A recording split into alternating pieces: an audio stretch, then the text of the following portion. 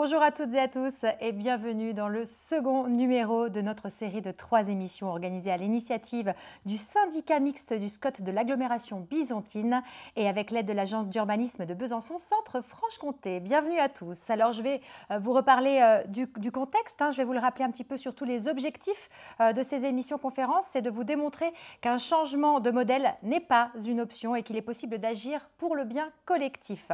Vous verrez que les grands changements tels que le changement climatique ou numérique ont des incidences locales. Le gros objectif à atteindre, bien sûr, serait de vous emmener vers une conviction collective et avancer ensemble, quelles que soient les générations ou convictions politiques.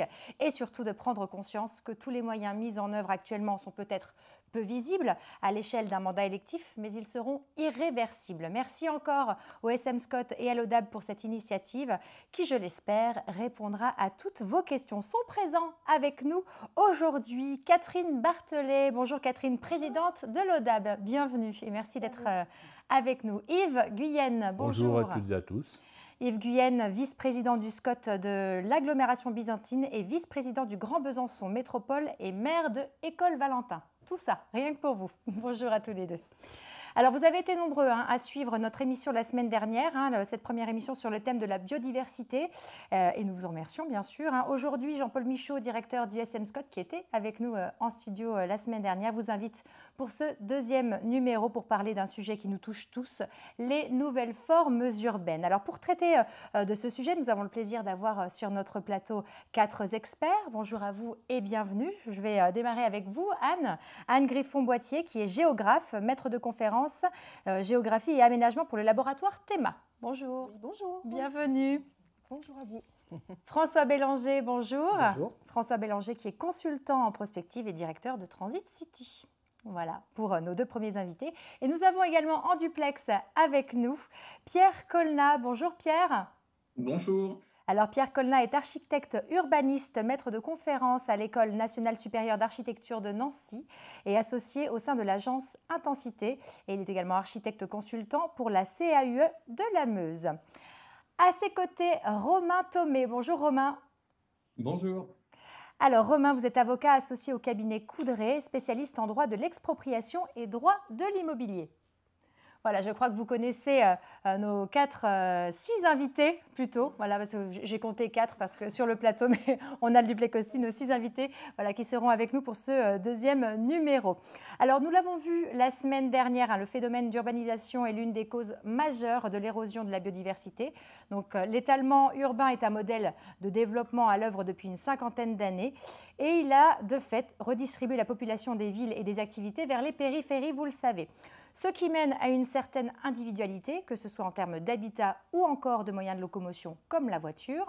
Nous constatons aujourd'hui des points négatifs autour de ce modèle de développement, mais aussi des points bénéfiques, comme le développement rapide des territoires et une amélioration des conditions de vie des ménages. Alors la crise sanitaire que nous traversons aujourd'hui nous pousse à nous interroger sur notre mode de vie et d'habitat, ce qui pourrait nous faire prendre encore un nouveau virage. Alors les élus et professionnels du territoire tentent de répondre à ces nouvelles envies et besoins des ménages. Le défi d'aujourd'hui est de tendre vers moins de consommation évidemment, et moins de consommation foncière, nécessitant de repenser le modèle d'urbanisation de demain. Voilà, donc lors de cette seconde émission qui démarre tout de suite, nous allons réinterroger ce modèle de développement. Nos invités tenteront de répondre à la question suivante. En quoi les nouvelles formes d'habiter peuvent-elles être une alternative à la consommation des espaces et aux migrations des ménages? Alors cette émission va se diriger en 3 thèmes, en 3 parties plus exactement. Dans un premier temps, nos invités exposeront les évolutions sociétales et urbaines qui nous amènent aujourd'hui à s'interroger sur les modèles d'habitat désirables. François Bélanger nous parlera de cette nouvelle révolution urbaine que nous vivons aujourd'hui. Ensuite, nous essaierons de comprendre quels sont les besoins et envies des ménages. Nous parlerons du nouveau modèle d'urbanisation. Et enfin, nous terminerons avec des solutions et alternatives concernant la gestion du foncier. Alors vous aussi, je vous invite à être acteur de ce débat, de cette conférence. À tout moment, vous pouvez poser vos questions sur le chat. Voilà, en bas de votre écran, vous avez le chat. Il vous suffit juste d'inscrire votre nom. Ce n'est pas une inscription où il faut entrer son mail, etc. Ce n'est pas compliqué du tout. Vous entrez juste votre nom, vous posez votre question, vos interrogations et on y répondra avec grand plaisir à la fin de ces 3 parties d'émission. Nos invités sont là pour ça et pas d'inquiétude, vos questions seront posées de façon anonyme, bien sûr. Donc surtout, n'hésitez pas, si vous avez une interrogation à tout moment pendant l'émission, vous nous écrivez et on vous lira à la fin de cette émission. C'est parti, la première partie.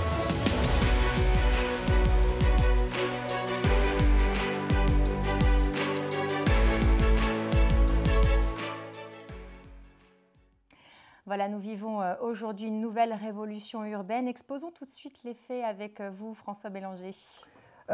Oui, merci. Oui, c'est peut-être une révolution. Le Covid nous a beaucoup aidés. Je pense que le Covid a été un formidable révélateur. C'est vrai que depuis en gros une quinzaine d'années, on sent bien que ça pique un peu avec le numérique, qu'on est en train de changer d'état d'esprit. Donc c'est pour ça que j'ai mis cette image très sobre du boom pour essayer de résumer ma pensée. Qu'est-ce qui s'est passé? C'est qu'en fin de compte, on vit sur des modèles qui ont été inventés 19e et 20e siècle. Le premier modèle, c'était celui de la première révolution industrielle. On va dire que c'était la vapeur, qui était symbolisée par la locomotive. C'est là qu'on fait des gares, c'est là que la ville s'étale. On voit à peu près le système industriel, les modèles des usines qui vont avec et comment ça s'organise. Après, on a la deuxième étape de l'électricité, donc c'est l'ascenseur, c'est la ville qui monte. On va dire que la première, c'est Haussmann, et la deuxième, on va dire que c'est Manhattan, c'est la ville qui monte. Donc, on voit aussi comment ça s'organise. Et puis, donc, ça a été les deux révolutions industrielles. Et puis, on avait un outil qui est arrivé il y a maintenant une vingtaine d'années qui s'appelle le numérique et qui est en train de tout changer. C'est la troisième révolution industrielle. Pourquoi il est en train de tout changer? Parce qu'en fin de compte, il bascule le jeu des acteurs. Avant, c'était le bâti qui nous conditionnait. Aujourd'hui, c'est nous qui avons repris la main, et c'est le schéma que je voudrais vous montrer. C'est-à-dire qu'avant, l'individu était censé se déplacer. Il devait aller à l'école, au bureau, il devait aller à l'usine, il devait se déplacer. Il était soumis par le bâti. Voilà. Aujourd'hui, dans la rue, je dirais, avec votre paire de basket, votre téléphone, vous êtes une PME ambulante. Donc, sur un trottoir, vous pouvez gérer des rendez-vous, vous pouvez consommer. Aujourd'hui, avec votre téléphone, vous avez autant de pouvoir qu'un commerçant. Un commerçant, avant, il décidait, il avait, je sais pas, 20 mètres de linéaire de façade dans une rue. Il décidait à quelle heure il ouvrait, qu'est-ce qu'il mettait en vitrine et tout. Aujourd'hui, avec votre téléphone, vous achetez ce que vous voulez comme vous voulez. Donc, on a ce basculement, c'est-à-dire qu'on a eu du bâti, du construit, du politique, du stable qui organisait tout ça. On avait des politiques qui nous disaient, là, vous passez là en voiture, là, vous passez pas là. Il y a Waze qui arrive, vous dites, en fait, quand il n'y a pas d'embouteillage, vous passez là. Donc, ça met le bazar partout. Il y a deux cartes. Il y a une carte de ce qui s'est construit, et puis il y a une carte de nos vécus à nous, où en fin de compte, on s'aperçoit qu'on est complètement en décalage. Voilà. Et tout ça a été là, en gros, depuis une vingtaine d'années. Je rappelle, en gros, l'arrivée d'Internet en France, c'est 96. Le premier téléphone mobile, grande conso, c'est le Ola d'Alcatel, c'est 96. Donc, ça a 25 ans, 26 ans. Voilà. Donc, on a repris le pouvoir et ça change tout. Parce qu'avant, on pouvait faire ce qu'on voulait, comme on voulait. Le Covid nous a dit non, non. Là, vous n'allez plus bosser, vous restez chez vous. Et là, on a découvert tout d'un coup que la maison, elle venait le lieu où on devait tout faire. Alors que lors de la première, deuxième révolution, par contre, la révolution Haussmann, c'est quoi? C'est on sort tout de la maison. Avant Haussmann, avant que les bourgeois prennent le pouvoir, il y avait la ferme, il y avait les châteaux, il y avait la maison de l'artisan. On faisait tout à la maison. Et Haussmann sort tout, on crée les écoles, on crée les hôpitaux, enfin, c'est toute la révolution industrielle. Voilà. Et là, la maison qui était le lieu où, en fin de compte, c'était simplement un lieu où, en fin de compte, on ne faisait qu'habiter, ça devenu le lieu du tout. Aujourd'hui, on fait tout à la maison. On fait du sport, on l'a vu pendant le Covid, on se fait livrer et tout. Donc, il n'y a plus une maison qui était juste au lieu d'habiter, et puis la maison, voilà, la maison, on veut tout faire. Et dans l'autre sens, sur le travail, c'est le contraire. Avant, pour travailler, c'était se déplacer, et là, on a découvert de façon très accélérée qu'on pouvait travailler partout. Je ne dis pas que c'est idéal. Oui, pas dans tous les domaines, évidemment. Mais Pas dans tous les domaines, et encore, on va voir que probablement, avec l'imprimante 3D, ce qu'on a connu sur le service, on va le connaître probablement sur le réseau industriel, ce qui fait que juste le rapport à l'habitat est en train de changer, il y a des nouvelles attentes. Avant, il fallait justifier de ne pas aller au bureau. Dans les années qui viennent, il va falloir justifier d'aller au bureau. Ça va être complètement, on va inverser. Donc, on va avoir une problématique. C'est quoi un quartier? Là, on mettait l'habitat avant, là, on mettait des bureaux, là, on mettait consommer. Est-ce que c'est le zonage, en fin de compte, urbain qui a fait les formes de ville, comme on le voit à Besançon et comme on le voit ici? On voit des quartiers d'habitation, on voit des écoquartiers, on voit des choses comme ça. Aujourd'hui, vous arrivez dans un quartier, vous dites, mais en fin de compte, pourquoi il est obligé de partir? Pourquoi dans cet écoquartier, il n'y a pas un bureau, il n'y a pas une salle où il peut travailler? Voilà. C'est-à-dire qu'on est en train de complètement réinterroger nos zonages, et en fin de compte, on fait partout, et ça ne concerne pas simplement l'habitat et le travail, ça concerne le sport. Si vous voulez, le sport, aujourd'hui, on fait quasiment du sport partout. Avant, faire du sport, c'était dans un stade. Aujourd'hui, on fait du sport partout. Et 80% des gens qui font du sport ne sont pas licenciés, ne sont pas dans un stade. On a donc, si vous voulez, en train de vivre une génération, alors il n'y a peut-être pas de représentants ici directement, mais une génération qui est élevée au portable. Je fais ce que je veux, comme je veux, où je veux. Et donc, tout ce qui a normé, encadré le 19e et le 20e siècle est en train complètement de tout bouleverser. Et aujourd'hui, en fait, c'est ce que je veux jouer. Mais à la limite, l'autre jour, tout à l'heure, je disais l'autre jour, non, tout à l'heure, en venant ici dans le studio, j'ai vu Outdoor, donc même vous le comprenez bien, Besançon à ce créneau Outdoor, vous le comprenez bien que la richesse, en fin de compte, c'est pas forcément le bâti, ça peut être la campagne, ça peut être la nature et tout. Parce qu'à chaque révolution industrielle, vous avez aussi un nouveau rapport à la nature. Et ça, c'est très important. En fin de compte, Haussmann, le rapport nature, c'est comme les villes se croisent, on fait les jardins publics. Voilà. Manhattan, comme on fait des villes énormes, on veut préserver le sauvage au loin. Donc ça donne les parcs nationaux américains. Et aujourd'hui, en fin de compte, qu'est-ce qu'on veut? On veut le sauvage en ville. On est dans cette étape-là. Ce qui fait que la frontière entre ville et sauvage et urbain est en train de se dissocier. Donc on est en train juste de remettre, à cause du numérique, à cause des imaginaires qui sont associés et l'accélération du Covid, complètement tout à plat. Voilà. Et c'est ça ce bazar qui est en train de se faire. C'est qu'en fin de compte, tous les outils, je vous souhaite bien du plaisir pour gérer, ce que j'allais dire, le nouveau merdier ambiant qui varie, c'est qu'en fin de compte, vous êtes sur des territoires qui ont été organisés sur des logiques qui ont été faites il y a un siècle et demi. Et puis là, en fin de compte, en 1 an et demi, on vous enlève le tapis. Et puis, vous avez des élus, des administrés qui reprennent le pouvoir avec leurs ordinateurs, avec leur téléphone, soit, et qui fait que tout est en train d'être bouleversé. Est-ce que ça a du sens aujourd'hui de faire des bureaux devant une gare? Question. Ça va être un vrai bouleversement, même au niveau des logements, de toute façon. Au niveau du logement, oui. Maintenant, on veut avoir une salle de sport chez soi, on veut avoir des tas d'activités. Et en fin de compte, mais même le logement, le logement a été fondé, le modèle du logement aujourd'hui actuel. Il faut bien comprendre que quand vous regardez le plan de Bouygues ou les plans de Nexity, je prends deux promoteurs très connus, c'est les plans d'Haussmann. Il n'y a pas de différence. La seule différence, c'est la salle de bain. Parce qu'à l'époque, on ne s'est pas monté l'eau. Mais il n'y a pas eu d'évolution. Ça fait quand même un siècle et demi que les promoteurs, ils n'innovent pas. Ah oui. Le balcon, ils n'ont rien inventé. Donc, si on prend mon collectif, sauf qu'aujourd'hui, si vous avez quand même une salle de bain sur 2 en France qui fait 4 mètres carrés, qui n'a pas de fenêtre, quand on connaît le rapport au corps, on dit ça, c'est un peu déconnant. Les chambres aujourd'hui d'enfants, elles font 9 mètres carrés. Quand vous voyez qu'en fin de compte, la chambre, c'est devenu un loft bis pour le gamin, ça ne fonctionne pas. Donc, c'est toutes nos grilles de lecture. Et aujourd'hui, on en parlera, je crois, un peu plus tard, mais la pièce préférée des Français qui ont en fin de compte une maison, c'est le garage. Pourquoi? Parce que c'est une pièce qui n'est pas connotée socialement. Donc, c'est la pièce où je fais ce que je veux. Oui, donc voilà. Ça vraie liberté qui arrive. Ben oui, parce que vous arrivez chez des copains aussi, un peu le bazar dans le salon, il fait excuse-moi, c'est le bordel et tout. Il arrive dans le garage, c'est un méga bordel. T'as vu? On fait bordel, c'est moi, c'est ma personnalité. En quête de liberté. Ouais, en quête de liberté. Et il n'est pas connecté socialement. Et en fin de compte, on est en train de sortir de cette gang. Et le Covid, on va dire que c'est probablement la seule bonne nouvelle du Covid, c'est qu'il vient marquer de façon définitive ce qu'on sentait depuis 20 ans. Ce que vous racontez très bien, les gens de la grande distribution, les gens qui font du bricolage, en fond, le succès de Leroy Merlin, c'est quoi? C'est l'adaptation du logement à l'habitat. Quand vous discutez avec les gens qui vendent du bricolage, de la décoration, non, on n'est pas obligé, je vous donne après, vous apporterez les bémols que vous voulez, mais c'est... Mais bon, après... je vous laisse... Non, mais la Covid apporte effectivement une nouvelle façon de vivre, mais le rapport à l'entreprise, le rapport social à l'intérieur des habitats est tout à repenser. Et tout à repenser. Oui, c'est ça, c'est une révolution du logement. Moi, vous étiez trop sur l'étalement, sur la hauteur, et pas assez dire, effectivement, on doit repenser, mais la Covid nous oblige à repenser. Mais ça, c'est ce qu'on va voir, je pense, dans un second temps, justement, monsieur. Pas de la partie sociale. Ah, si, sur la partie sociale. Bien sûr, sur la partie sociale, mais évidemment, c'est en train de tout changer. Déjà, le logement, si vous voulez, l'idée de la chambre des parents, la chambre des enfants, toute cette vision bourgeoise, le logement bourgeois, aujourd'hui, il est arrivé au 19e siècle. Avant, il n'y avait pas la chambre des parents, la chambre des enfants, tout ça, c'est une construction qui n'est pas vieille, c'est une construction qui a 160 ans. Peut-être même vivre autrement, oui. Vivre autrement. On a tous un schéma, il est en train de changer. Voilà. C'est ce qu'on peut dire. Par rapport au travail, par rapport au sport, par rapport à la consommation. Aujourd'hui, vous avez pratiquement un centre commercial qui ferme toutes les semaines aux États-Unis. Vous en avez un tiers qui sont rachetés aujourd'hui par Amazon, qui en font des stocks de livraison. C'est quoi un centre commercial dans 20 ans? La jeune génération qui va décrocher de la voiture, pour qui tout vient à la maison et tout ça. Aujourd'hui, nos enfants, ils ne sont pas consommateurs, ils sont commerçants. Ils vendent, ils achètent. Voilà. Moi, quand je suis à la maison, j'avais encore mes 2 filles récemment à la maison à Paris, mais tous les jours, il y avait un livreur où elle livrait quelque chose. Pour moi, vous vouliez réagir, Catherine? Oui, parce que vous dites le numérique met la pagaille partout, mais vous dites aussi il organise d'une manière différente et peut-être parfois très bien. Il permet aussi de fédérer des gens. Vous parlez de la course à pied, il y a un très bel élan autour de ça, etc. Je trouve que c'est plutôt aussi positif. Le numérique, il n'a pas que le côté négatif. Enfin, il me semble en tout cas. Non, mais voilà. Après, il participe à une certaine désorganisation, mais aussi, parfois aussi, c'est plutôt aussi positif. Après, vous parliez, moi je ne crois pas que la réponse quand même, ça va être juste de faire que tout le monde ait une énorme maison avec un énorme jardin, parce qu'il me semble que ça ne va pas être possible d'y répondre comme ça. Peut-être que vous partagez la réponse aussi. Oui, tout à fait. Mais je me dis, parce qu'on pourrait sans presse, vous dites que l'espace public n'aura plus d'importance. Moi j'y crois encore, parce que vous dites, les parcs, etc.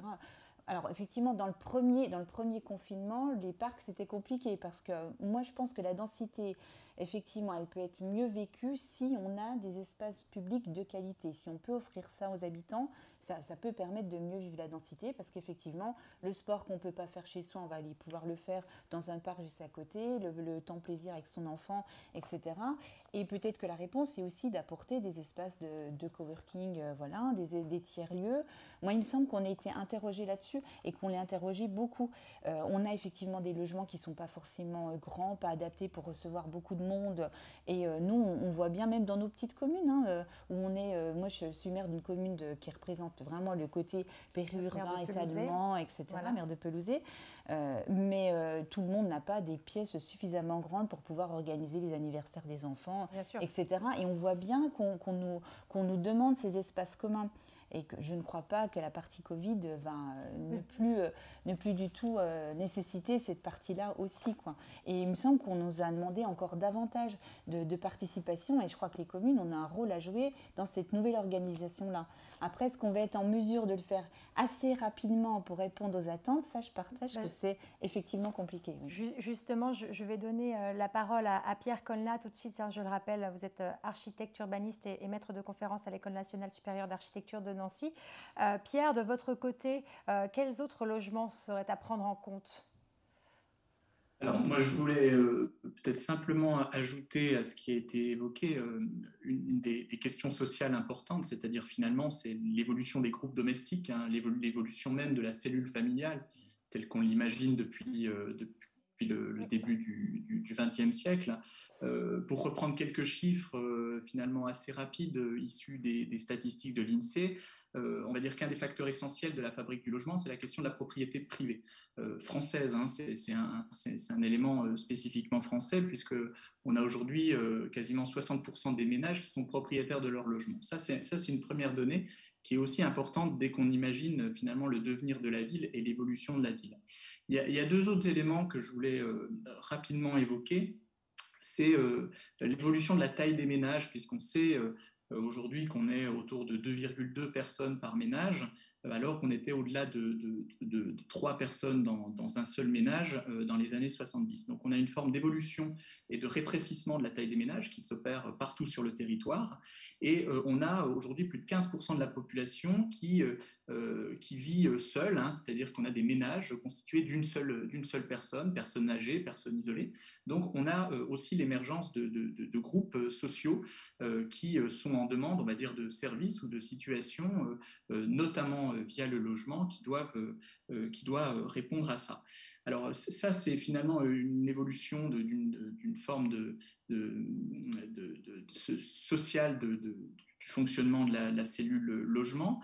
On a effectivement aussi d'autres éléments. Moi, je pense à une chose qui est la notion de double résidence, qui est en tout cas aussi évoquée par la situation Covid, c'est qu'on a des gens qui sont la notion de ménage même est remise en question, puisque la résidence principale est en train d'évoluer, c'est-à-dire qu'on vit à la fois dans deux villes, à la fois dans deux situations. On est peut-être d'ailleurs amené à se déplacer de plus en plus vite, ou en tout cas dans différents espaces. Et puis, la dernière chose que je voulais évoquer, c'est une des faiblesses, je pense aussi, de nos politiques d'habitat, c'est la question du mal logement, qui est un fait assez important, puisqu'on considère aujourd'hui qu'on a plus de 9 millions de personnes en France qui vivent en situation de surpeuplement. Donc on a des logements aussi qui ne sont plus adaptés finalement à l'évolution de cette fameuse cellule familiale qui a tendance à évoluer aussi rapidement. Et puis, on a plus de 12 millions de personnes qui sont touchées par la précarité énergétique. Ça, c'est des chiffres assez symptomatiques parce qu'ils nous reposent finalement la question de la fabrique du logement. Et j'évoquais ce que vous avez là à l'image, la vraie question pour moi qui est le parcours résidentiel, c'est-à-dire qu'est-ce qu'on offre à une personne dont on sait finalement que sa situation géographique et sa situation familiale évoluent de plus en plus rapidement. comment on fait dans une forme d'unité géographique, unité de déplacement, unité de territoire, pour lui offrir la possibilité de passer d'une typologie de logement à l'autre, hein, que ce soit de typologie individuelle ou semi-collective ou collective, en fonction de la taille du ménage. Et finalement, je pense qu'un des enjeux aujourd'hui de la ville désirable, c'est bien de permettre cette diversité de situations et de types de logements au sein de quartiers, ou en tout cas d'unités de voisinage qui nous semblent être celle qui nous correspond à un moment de notre vie. Mais c'est vrai qu'on peut remarquer que la maison individuelle est de plus en plus plébiscitée parce que c'est un peu un symbole de réussite. Alors, est-ce qu'il ne faudrait pas plutôt essayer de tenter de changer les mentalités? Peut-être que... Non, qu'est-ce que vous pourriez rajouter Non, sur la maison individuelle, ça a toujours été un modèle qui était dominant. C'est un modèle aussi qui correspond quand même à une classe d'âge, on va dire à partir de 25 ans, l'arrivée du premier enfant, qui ensuite est en déclin quand l'enfant part et qu'il y a le vieillissement. Donc on a aussi une difficulté, c'est qu'on dit les populations, on a des normes, si vous voulez, qui essaient de nous faire croire qu'il y a des classes moyennes et tout. Aujourd'hui, on a une diversité des aspirations, une diversité des modes de vie, et on a des typologies urbaines qui ne sont pas aussi riches que nos aspirations. Donc on essaie toujours de trop résumer, centre-ville, périphérie. Là, on a eu cette France à deux vitesses, la France des périphéries. Heureusement, il y a des bouquins qui sortent qui montrent, qui semblaient faire croire que la France des périphéries était beaucoup plus pauvre que la France urbaine. Bon, il y a quand même des gens qui ont fait du boulot depuis Dabzi, du CNAB, qui vient de sortir un très bon bouquin là-dessus, qui dit non, attendez, en gros, il y a des campagnes qui vivent très bien et des villes qui vivent très mal. Donc ces oppositions trop basiques, c'est son frère. Et donc on a ces difficultés aussi sur le logement. Quand on dit, c'est vrai qu'il y a des aspirations. Aujourd'hui, le logement, c'est un divorce sur deux à Paris, en France maintenant. Avant, c'était un divorce sur deux à Paris, oui. Et en province, on va dire que c'était un divorce sur trois. Aujourd'hui, c'est un sur deux à peu près partout. Donc c'est vrai que ces réalités-là, mais moi je travaille beaucoup avec des promoteurs, des investisseurs, elles ne sont pas intégrées. Et qui aujourd'hui vous en parle le mieux, c'est les gens d'IKEA qui, dans les modes de consommation du logement, vous disent, mais en fin de compte, on a été obligé d'intégrer le divorce parce qu'il y a des étapes de l'appréhension du logement qui se fait par la consommation, parce qu'en effet, comme dit très bien, le logement, il ne correspond pas forcément à ce qu'on veut, donc c'est par la consommation. Et la figure du divorcé qui, à 40 ans, quitte sa femme et tout ça, il a des vrais enjeux. Alors, le divorcé allemand et anglais, il veut récupérer comme il avait chez sa femme. Le divorcé français, lui, c'est comme s'il était gamin. Donc lui, c'est un fat boy, c'est la table basse, c'est la télévision, et le seul truc qui l'intéresse, c'est un délit superposé pour ses gamins, une semaine sur deux. Mais vous voyez bien que rien que sur un truc aussi bête, je veux dire aussi bête, c'est comme significatif, le divorce. C'est-à-dire que les analyses du logement sont extrêmement difficiles.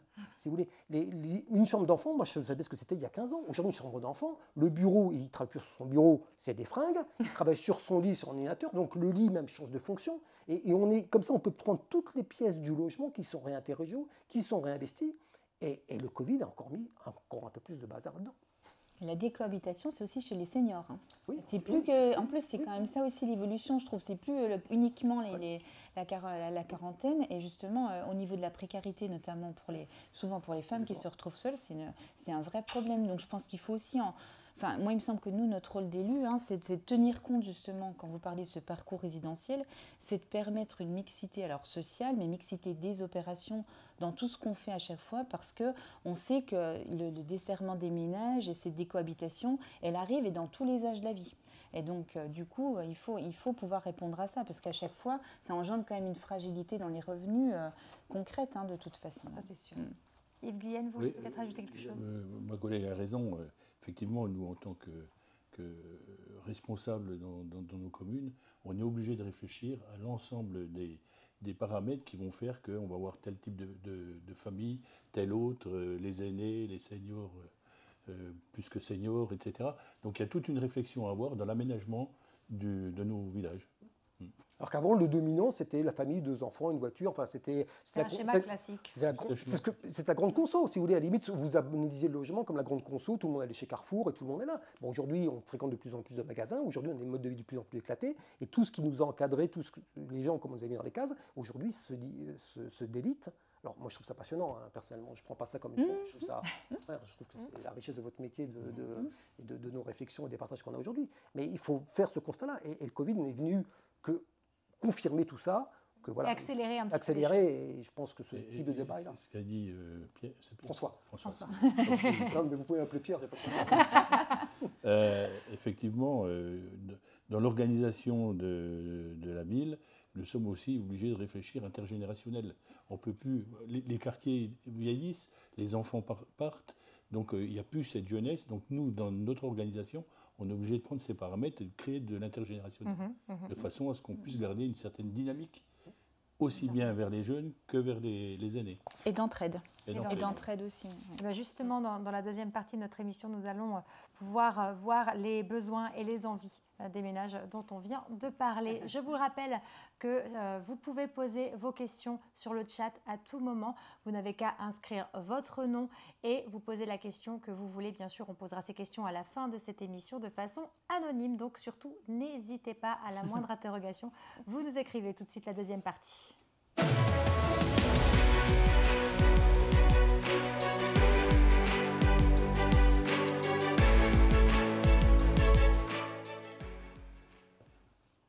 Alors, quels sont les besoins et les envies des ménages? C'est le sujet de cette deuxième partie. Nous allons parler du nouveau modèle d'urbanisation et comment cela se traduit de manière opérationnelle. Avec vous, pour commencer, Anne Griffon-Boitier. Alors, vous l'avez dit, la crise sanitaire a accentué ou révélé certains besoins. Comment faire en sorte de répondre à ces nouveaux besoins? Comment construire des modèles d'habitat désirables de demain? Enfin, dites-nous ce que vous en pensez, Anne. Alors, je vais vous donner des résultats d'enquêtes, vu que nous avons fait des enquêtes. Donc, c'est des enquêtes de satisfaction, en fait, et où l'objectif, justement, c'est d'essayer d'évaluer finalement ce que les individus pensent de la forme d'habitat d'un côté, et puis d'autre part, des choix de localisation résidentielle, justement, dans les différents territoires, villes ou périurbains, puisque ce sont les espaces qui sont les plus convoités aujourd'hui. Et donc, là, sur le schéma que vous avez qui apparaît, donc, ce qu'on voit surtout, c'est que la différence est nette dans l'appréciation de son logement, où le logement, il est quand même fortement valorisé dans les espaces périurbains. Il donne une entière satisfaction dans les espaces périurbains. Il est essentiellement composé de maisons. Et par contre, à l'inverse, dans les centres-villes, on voit, enfin dans les villes-centres, on voit que la qualité de l'habitat collectif, qui est majoritaire, est beaucoup moins mise en avant et du coup beaucoup plus dépréciée. Donc ça donne même des résultats plus précis. On voit que c'est déprécié notamment pour la vue, pour l'aspect extérieur du logement, pour l'ambiance sonore, pour les voisins directs. On a quand même un certain nombre d'informations là qui montrent que les espaces urbains et denses ne valorise pas, enfin dans ces espaces urbains, le logement lui-même est peu valorisé, le logement collectif est peu valorisé. Et à l'inverse, ce qui valorise finalement la position en milieu urbain, c'est justement l'accessibilité à tous les services qu'offre la ville, le contexte urbain en quelque sorte. Et donc du coup, le contexte à la fois le voisinage ou la ville, c'est l'accès aux différents services, l'accès aux écoles, au commerce, à la culture, au réseau de connaissances, etc. etc. Et donc, ce qui va donner une plus-value quand même également au périurbain, c'est notamment le voisinage.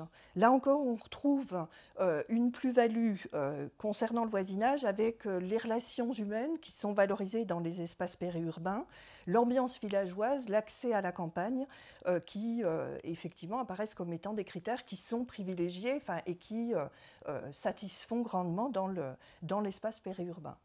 Donc voilà pour ces grands éléments. En fait, dans les enquêtes, on est allé encore plus loin sur les qualités qui sont associées à la maison. C'est notamment le fait d'avoir un jardin en pleine terre, le fait de vivre dans un contexte de nature, justement, le fait de pouvoir décider seul dans l'organisation de son habitat, finalement, et puis le fait de posséder une maison à son image, et donc de la construire soi-même, justement. Et dans certains cas, c'est aussi la mobilité par le véhicule personnel qui est valorisé. Donc, du coup, je dirais que les modèles anciens ont quand même la vie dure quand on regarde les enquêtes de satisfaction. Par contre, les gens des villes, effectivement, valorisent justement la maîtrise de leur déplacement quotidien en transport en commun et la proximité à tous les services. Ça, c'est quelque chose que j'ai déjà dit. Donc, en fait, tout l'intérêt dans ces analyses, c'est de voir également que derrière, finalement, ces besoins ou ces satisfactions exprimées, ça correspond en fait à s'offrir un certain mode de vie, effectivement. Et j'ai une collègue sociologue qui, elle, a développé, comment dire, à l'aide de 2 enquêtes, elle a fait 2 enquêtes sur Lausanne et sur Berne, et elle a mis en évidence finalement derrière ces différentes typologies d'habitat, 7 modes de vie qui correspondent en fait soit à des gens plutôt conservateurs ou plutôt, elle les appelle des postmodernes parce qu'elle est sociologue, mais bon voilà, c'est un langage un peu... et donc, elle va établir un lien entre ces modes de vie et les différents espaces résidentiels, choix de localisation résidentielle. Et du coup, par exemple, parmi les postmodernes, elle montre qu'il y a ceux qu'elle appelle les citadins engagés qui ne veulent vivre qu'en pleine ville. Donc, on trouve également des citadins individualistes qui, eux, préfèrent plutôt les marges urbaines ou des paisibles qui, eux, vont vouloir s'implanter et en périurbain et en ville. Et donc, en fait, ça montre que finalement, derrière le type d'habitat, il y a très clairement un mode de vie bien précis. Et ça permet également de pouvoir estimer face à un projet immobilier qu'on peut mettre en place dans un certain quartier, si effectivement on a bien ciblé un public potentiel bien précis. Et exemple, c'est pas la peine de construire un projet qui propose de la mixité sociale si effectivement on est dans un environnement qui est un environnement très bourgeois et où il va y avoir peut-être des... Alors il faut en être conscient et du coup vouloir effectivement acter et faire évoluer les mentalités très clairement. Mais voilà, en tout cas c'est une approche effectivement qui est sociale et qui permet de bien comprendre que derrière des modes d'habiter, il y a effectivement des modes de vie qui sont bien précis et qui sont assez différents. C'est pas simple de s'adapter à tout le monde. Voilà. Alors du coup, comment faire en sorte justement de répondre à ces nouveaux besoins? Parce que c'est... Eh bien, ouais. Moi j'aurais tendance à dire aussi que l'objectif, quand on voit finalement le privilège, enfin la manière dont on préfère la maison individuelle ou mitoyenne, enfin, en gros, c'est la maison qu'on construit à son image avec un jardin en pleine terre. Je trouve que c'est dommage de la laisser finalement essentiellement développée dans le périurbain et qu'il faudrait bien évidemment la ramener en ville et essayer de développer effectivement ces espaces qui sont plus nature, peut-être essayer d'ouvrir et de laisser une place plus grande aux espaces de maisons individuelles ou de maisons mitoyennes ou de maisons en bande, mais plus nombreuses dans les espaces urbains. D'accord. En tout cas, mieux répondre effectivement à cette envie. À ce besoin et cette envie. Voilà. Vous en pensez quoi, Pierre Colna, vous, de ce témoignage ?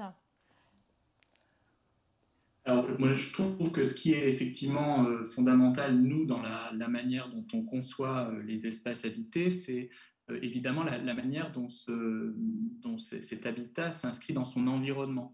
Et finalement, là où vous, élus, vous avez une forme de responsabilité et de mainmise, hein, elle est bien dans la manière dont on conçoit l'espace public. Je pense que l'espace public et donc l'environnement même du logement peut devenir réceptacle finalement, ou en tout cas permettre de désirer ces différentes formes d'habitat qu'on évoque, et donc ces différents modes d'habiter qu'on est en train de préciser en disant que tout ça ne correspond pas, il n'y a pas une forme de normalité de la manière d'habiter, mais on habite tous, en tout cas on a tous des désirs d'habiter qui peuvent être différents. Alors des exemples en tout cas de réflexion en cours dans des espaces qui ne sont pas des espaces forcément très urbains, mais on est peut-être déjà là en deuxième couronne de ville, ici sur la métropole du Grand Nancy, c'est la question du parc habité. C'est-à-dire finalement ce besoin de nature qui s'exprime, il peut s'exprimer dans la notion d'un espace paysager public, c'est-à-dire ouvert à tous, avec différentes vocations, et avec finalement comme sens et comme enjeu fondamental de permettre à l'ensemble des logements de donner sur ce parc, c'est-à-dire que j'ai au moins un rapport visuel, voire peut-être même d'ailleurs un rapport d'accès, un rapport direct avec un espace paysager qui devient finalement une forme de colonne vertébrale de ce quartier, et au bord duquel je vais pouvoir insérer différents types de logements qui vont répondre à différentes ambiances d'espace public. Et c'est bien ça, je pense, qui est aussi important, c'est que l'espace public, ça n'est pas une unité, en tout cas, d'ambiance, mais c'est une multiplicité de situations. Et je pense notamment à des vrais besoins aujourd'hui autour des questions de jardins partagés, de gestion de l'eau et donc d'éléments d'infiltration de l'eau comme un paysage qu'on donne à voir. On a des vrais questionnements autour de la biodiversité que vous avez dû aborder la semaine passée, mais finalement l'espace public, par toute cette diversité de situations, permet certainement de loger à ses bords, à ses marges, cette diversité d'habitats ou de modes d'habiter dont on est en train de parler là. Voilà. Je pense que ça c'est un exemple qui me semble intéressant, c'est considérer que l'espace public et donc l'environnement dans lequel on habite permet d'apporter une réponse sur cette diversité de modes d'habiter. Et justement, Pierre Colnat, on a de plus en plus besoin d'espace. On parle beaucoup de besoin d'intimité. Ça a augmenté depuis ces dernières années. On veut sortir chez soi, avoir de l'espace, comme vous le dites, avoir un bout de jardin, avoir du verre autour de chez soi. Comment on peut retrouver ces conditions d'habitat individuel dans un environnement plus dense? Comment ça peut se passer? Alors, il y a peut-être un point qu'on a un petit peu oublié, en tout cas nous, dans la fabrique urbaine depuis, je pense, une vingtaine d'années, c'est la notion d'intimité. Et cette notion d'intimité, elle ressort de plus en plus d'enquêtes sociologiques, notamment sur le désir d'habiter, c'est-à-dire qu'on a réfléchi sur un désir de nature en ville pour essayer de retrouver ces conditions d'habitat individuel, notamment liées à son petit bout de jardin. Ce qu'on a certainement largement sous-estimé, c'est ce besoin d'espace d'intimité qui, pour moi, dans des formes issues d'un patrimoine, c'est vraiment la question de réinterroger nos formes urbaines de notre héritage, pour essayer de comprendre finalement que le logement, c'est souvent un espace qui est orienté, qui a un avant, qui a un arrière. Et ça, je pense que c'est une donnée fondamentale, c'est-à-dire qu'on n'habite pas de la même manière quand on est sur une rue que quand on est sur le jardin.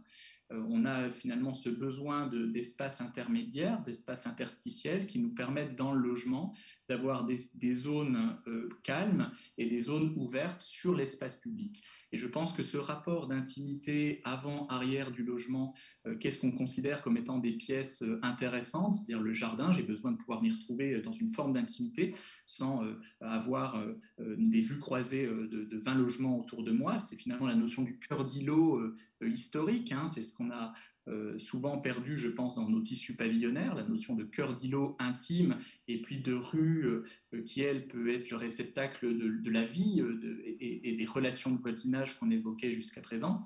Et je trouve qu'on a des références extrêmement intéressantes, notamment une notion que je trouve particulièrement stimulante, qui est la notion de béguinage, qui est un espace hérité du Moyen-Âge. Le béguinage, qui est une notion aujourd'hui réinterprétée par nombre d'architectes dans cette question du rapport entre densité vécue, densité réelle, et puis espace d'intimité. Et dans ces béguinages au XIIe, XIIIe siècle, on a bel et bien un rapport de l'intimité par une cour privée, par un rapport d'entrée, par un mur de clôture, par un espace de l'entre-soi, où on sait finalement retrouver cette logique d'intimité, et des espaces ouverts liés finalement à cette forme de partage, d'espace collectif, qui peut être une cour, qui peut être un jardin, qui peut être une rue, qui peut être une ruelle, qui peut être une allée, qui peut finalement s'exprimer dans plein de dimensions, qui s'exprime dans le cadre d'un béguinage par un espace de culture potagère, maraîchère, partagée, mais qui, je pense, dans notre vie contemporaine,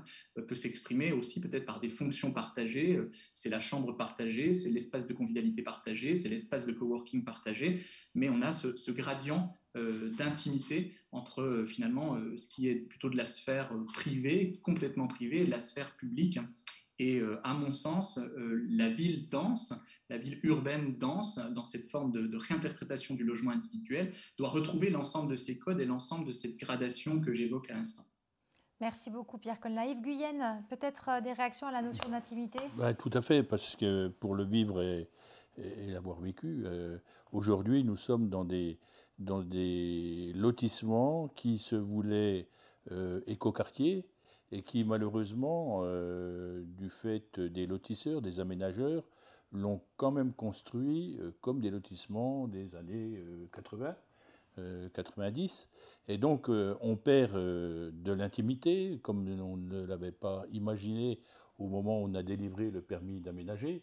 Le permis d'aménager, quand le Conseil a voté, vous trouvez que cet écoquartier allait bien dans notre commune.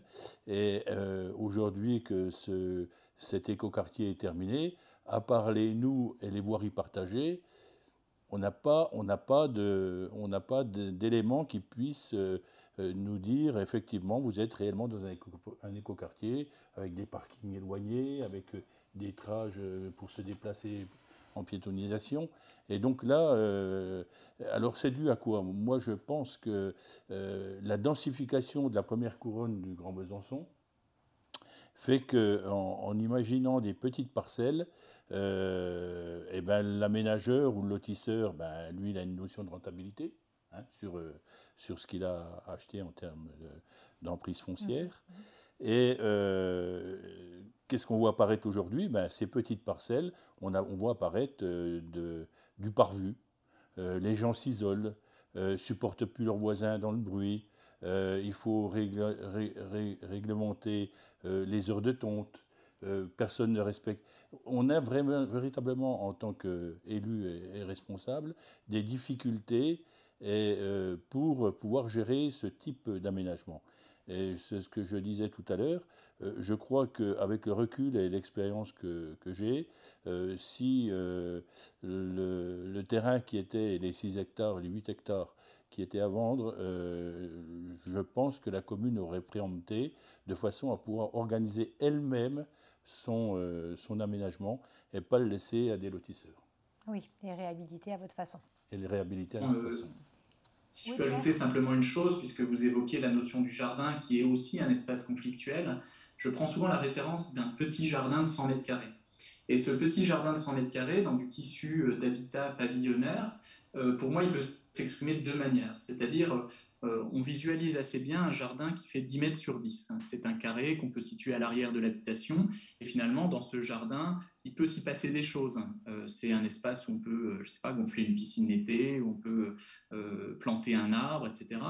Alors que lié finalement à la structure de la parcelle et de la forme de la parcelle, ce même jardin de 100 mètres carrés peut s'exprimer d'une autre manière, c'est-à-dire une bande de terrain de 2 mètres tout autour de l'habitation.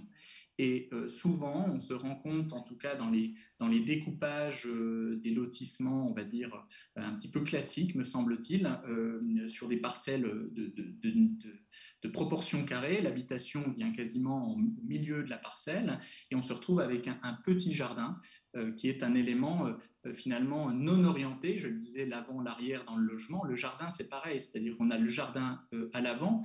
On a des très très beaux exemples et je pense que dans Besançon, vous avez aussi ce rapport-là de maison de ville avec le jardin d'agrément, le jardin de représentation qui est un petit jardin à l'avant de l'habitation qui sert finalement aussi de mise à distance, mais d'un espace de représentation, et on a un jardin à l'arrière. Et ces qualités-là, je pense que, et sans se le cacher, il y a une notion importante qui est celle de la mitoyenneté, qui n'est pas forcément liée à une double mitoyenneté, mais on se rend compte que ces qualités-là, on les retrouve dans un habitat qui est, en tout cas, en partie mitoyen, avec un jardin qui est plutôt dans une proportion allongée et non pas sur un espèce de petit bout de terrain résiduel qu'on a autour de la maison et finalement qu'on ne sait pas ni utiliser, ni bien approprier, hormis finalement faire des courses de tondeuse le samedi en famille. J'ai encore jamais vu ça. Hein. Mais, non, mais moi, je peux témoigner vraiment de ce que vous dites parce que, alors, dans l'exemple inverse, moi, dans les années 80, l'élu qui m'a précédé là, donc, avait autorisé donc, et même conçu donc, une opération avec beaucoup de densité, ce qui n'était pas très à la mode. Ça a très très bien marché et honnêtement, j'ai aucun problème de voisinage dans cette opération. C'est 4-5 arts, ça a été très bien conçu et c'est exactement ce que vous dites. Les maisons sont un petit peu à l'avant avec un tout petit recul. Par contre, ils ont vraiment un fond de parcelle qui permet d'avoir un petit jardin, un espace. Voilà, c'est conçu, il n'y a pas de vis-à-vis. Il n'y a aucun problème. Les gens, ils savent qu'ils ont 4-5 arts, donc ils ne peuvent pas faire des choses. Voilà, ils sont conscients quand même que les voisins sont juste à côté. Et moi, je trouve que finalement, parfois, les gens qui disposent de 10-15 arts, qui ont acheté le droit au silence, le droit à la paix, et ils ont payé cher pour ça, sont beaucoup plus exigeants, justement, avec le bruit de tondeuse, la fumée de barbecue. Moi, j'ai même eu l'odeur de la piscine. On a plein de situations et parfois, ce n'est pas forcément au sein des habitations les plus denses. Donc, moi, je trouve qu'il faut quand même relativiser parce que ce n'est pas que ça et pas imaginer que parce qu'on a 8 arts, tout se passe extrêmement bien parce que je ne crois pas que c'est toujours le cas. Et les grands arbres qui posent problème, qui font de l'ombre sur la piscine du voisin, etc. On a des conflits aussi pour ça. Mais je pense vraiment que c'est la qualité de comment c'est dessiné. C'est la même chose que quand on imagine une opération avec des petits balcons mais qui donnent sur un boulevard. C'est quoi l'intérêt? L'usage, voilà, les gens, ils ont un balcon. Mais oui, ils ne pourront jamais l'utiliser, soit pour le bruit, soit parce que le balcon, on a un vrai vis-à-vis ou on est en pied d'immeuble et puis du coup, voilà, il n'y a pas de possibilité. Et je suis sensible aussi à ce que vous dites par rapport aux opérations en pied d'immeuble. J'ai visité, moi, avec des bailleurs sociaux, des opérations long de Confluence, Lyon, ils ont vraiment réinvesti tous ces pieds d'immeubles avec des associations, ils ont ramené là des jardins partagés, etc. Les gens sont là, finalement, très naturellement, les problèmes d'insécurité se sont un petit peu éloignés sans qu'il y ait une guerre déclarée, mais parce que les jeunes qui étaient là ne se sentaient pas très bien avec les familles qui étaient en train de jardiner, donc ils sont allés faire ça plus loin. Je ne dis pas que ça n'existe plus, mais en tout cas, ça a permis quand même de retrouver une vie apaisée dans ces pieds d'immeubles par ce côté-là et avec la création naturellement aussi d'îlots de fraîcheur, d'une certaine autosuffisance, enfin, peut-être pas autosuffisance, mais en tout cas le début au niveau alimentaire. Et il y a plein de choses qu'on peut faire quand même, je trouve, pour améliorer sans qu'il y ait beaucoup de mètres carrés à réinvestir. Parce que nous, élus, par contre, on a quand même dans cette double complexité, on a quand même le ZAN, la zéro artificialisation nette des sols qu'il va bien falloir qu'on mette en place. On a des objectifs de sobriété foncière qu'on met déjà en place dans tous nos documents. Et le fait de faire la densification, on n'a juste pas le choix, y compris en périphérie. Je veux dire, on fait plus les lotissements en tablettes de chocolat, ça n'existe plus maintenant non plus. C'est plus possible maintenant dans nos documents d'urbanisme. Bien sûr. Et il y a d'autres choses aussi. Il y a aussi certains quartiers, certains logements qui sont un peu laissés à l'abandon. Justement, Anne Griffon-Boitier, je voulais vous poser la question, comment redonner une valeur à des logements qui sont parfois justement dégradés? Est-ce que vous pouvez nous parler du projet du Grand Parc à Bordeaux? Donc ce projet, c'est un projet qui est mené par deux architectes qui s'appellent Lacaton et Vassal, donc qui réhabilitent là. Ils ont déjà fait des réhabilitations à Paris. C'est un deuxième quartier dont ils font une réhabilitation énorme. C'est 530 logements sociaux dans le quartier du Grand Parc. Et donc en fait, leur objectif, c'est de faire passer finalement d'agrandir essentiellement l'espace habité. Et en gros, ils font passer un immeuble qui est quand même pas très sympathique vu de l'extérieur à quelque chose d'immeuble de standing. Oui, plus aéré. Plus aéré. Et surtout, ils ajoutent en fait des tabliers, un énorme tablier de 4 mètres devant chaque appartement. Et donc, ça fait des terrasses qui sont gigantesques. C'est ce qu'ils appellent des jardins d'hiver. Parce que finalement, le principe, c'est l'ensemble des balcons peuvent être fermés. C'est au choix des propriétaires? Ah non, ce n'est pas au choix des propriétaires. Tout est possiblement fermé en hiver, en fait. Et du coup, ça leur permet d'améliorer aussi considérablement la consommation énergétique de ces immeubles. Et donc voilà, et ils font ce choix parce que finalement, ils disent quand on regarde les immeubles de l'extérieur, c'est pas forcément très sympathique. Par contre, quand on regarde la manière dont les gens vivent à l'intérieur, c'est des histoires relativement riches et on n'a pas envie de casser ça. Et en plus, la structure des immeubles, alors elle est évaluée préalablement, et donc du coup, elle vaut la peine d'être réhabilitée, et donc ça agrandit considérablement l'espace. Alors en fait, c'est aussi un moyen, c'est tout du logement social. Ça coûte beaucoup moins cher, hein, c'est 3 fois moins cher de réhabiliter comme ça que de détruire, en fait. Donc le choix est vite fait. Je pense que ça doit renforcer les rapports sociaux, parce que les gens se sentent bien chez eux, voilà. Donc les rapports sont différents. Voilà, c'est exactement ce qu'ils disent finalement. Les gens ont moins envie de déserter aussi. Ben oui. Voilà, les gens ont moins envie de partir dans le périurbain pour s'installer en maison, parce que finalement c'est avoir une maison, transformer son appartement pour en gagner finalement un jardin d'hiver, un espace équivalent un peu au jardin, et avoir finalement ça améliore aussi le confort de vue. Ça améliore la luminosité à l'intérieur du logement. Donc, il y a vraiment un gain qui est assez formidable dans l'ensemble de ces opérations. Donc, voilà, la Caton, elle est vraiment...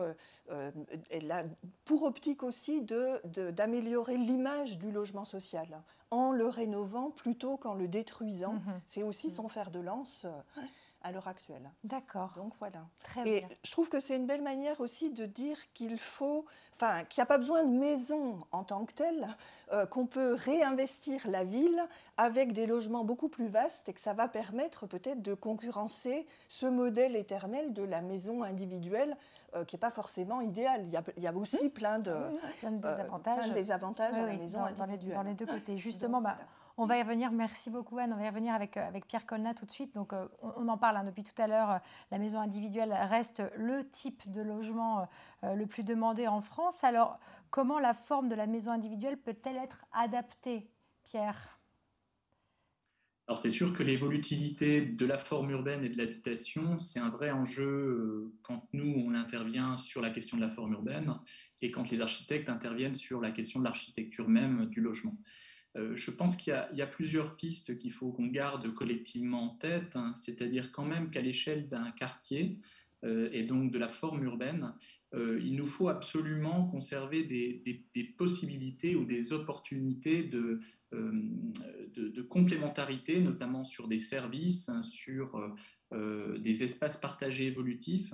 Je sais que pour travailler finalement sur de nombreuses friches, notamment hospitalières et militaires, on a tout un patrimoine assez remarquable qui, de toute façon, est à sauvegarder et à préserver, dans lequel la question du logement peut évidemment se poser, mais en tout cas, dans le temps du projet, dans le temps de la ville, il faut que même dans des quartiers d'habitat finalement très orientés sur des considérations logement, on puisse retrouver des situations où on puisse se retrouver, échanger. C'est pourquoi pas une crèche, un restaurant, un espace de coworking. En tout cas, c'est des choses sur lesquelles nous, on se mobilise, qui ne répondent pas, on va dire, fondamentalement à l'évolutivité du logement, mais qui répond à une certaine manière de penser le devenir de ces quartiers-là sans opérer finalement leur évolution dans 20 ans, et c'est des espaces qui peuvent être complètement réversibles. Ça, c'est une première, à mon avis, piste à l'échelle du quartier. Sur le logement lui-même, je pense qu'il y a différentes hypothèses. Il y a une hypothèse qui me semble assez porteur, si je peux me permettre, qui est la question de la structure du logement, en tout cas de l'habitation, la structure constructive. En tout cas, on est aujourd'hui dans des régions et des secteurs sur lesquels des filières sont en train de se constituer, notamment autour de la construction bois. Je pense notamment, nous, en Lorraine, sur des département des Vosges, mais voilà, je sais que vous avez aussi ces filières-là qui se développent dans vos territoires. La manière dont finalement les élus, dans la construction même d'un caisse, sont prescripteurs, ou en tout cas sont demandeurs, que les constructions qui se montent soient liées à une structure simple et que cette structure elle soit évolutive. Alors je vous ai mis ici un exemple, hein, c'est un bâtiment plutôt collectif, donc on est sur des formes urbaines qui ne sont pas de l'habitat individuel, mais c'est certainement encore plus simple dans de l'habitat individuel, que cet habitat individuel puisse évoluer par l'adjonction de structures, par la suppression d'une partie de l'habitation, en tout cas que la structure même du bâtiment puisse prendre en charge cette évolutivité dans le temps, puisqu'on construit quand même pour des générations aussi futures, et on en a parlé en introduction, cette forme d'évaporation des typologies de ménages qui nous semble assez compliquée. La troisième chose qui apparaît ici là, sur le centre de l'image, c'est la place de l'expérimentation, c'est-à-dire se donner le droit d'expérimenter des choses, notamment dans du tissu pavillonnaire, ou bien dans de la réhabilitation un petit peu conséquente.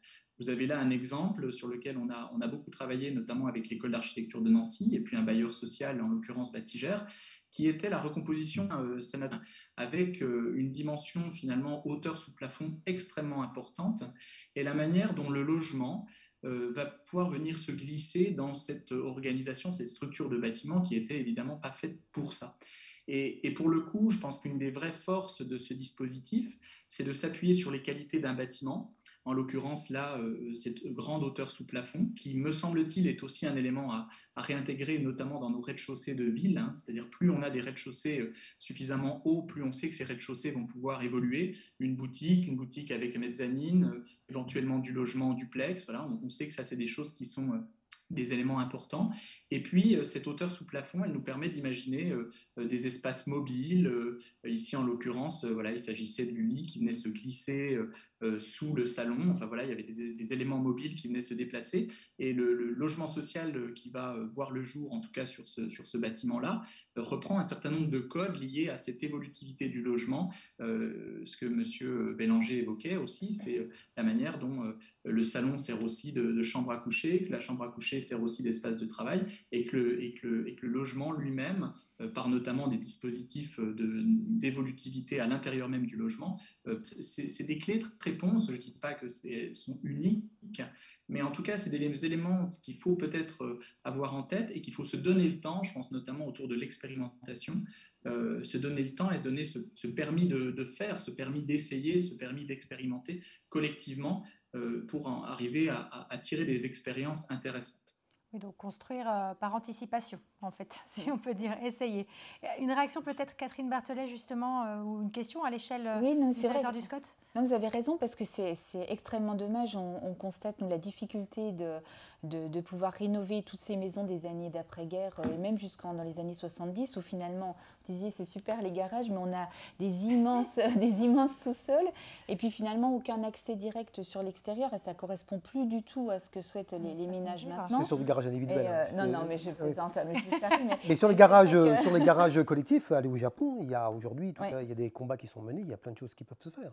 Oui, mais je veux dire, dans ces maisons, vous voyez ce que je veux dire, ces maisons des années 50, avec les tout petits balcons, on ne peut pas, finalement, ne pas manger, avec, et cette difficulté aussi de ne pas avoir d'espace directement pour pouvoir aller à l'extérieur, elles sont compliquées à faire évoluer. C'est aussi compliqué, on peut avoir des maisons avec 100, 150, 160 mètres carrés, et par contre, c'est difficile d'accueillir, je ne sais pas, tout simplement, on pourrait avoir du mal à séparer le logement pour pouvoir accueillir les grands-parents, la grand-mère, voilà, qu'on pourra accueillir un moment pour éviter un passage en EHPAD rapidement, quelque chose comme ça, ou voilà, en maison, en structure. Mais l'intimité dont on a besoin fait qu'on est dans des codes sociaux qui sont quand même compliqués maintenant. C'est aussi, on voit dans ces phénomènes de décohabitation, les jeunes qui vont et qui reviennent, les études longues, et puis finalement, le stage, ça n'a pas marché, ou je ne sais pas quoi, ils reviennent, mais bon, revenir à 25 ans, ou revenir à 30 ans avec un enfant sous le bras, etc. Bon,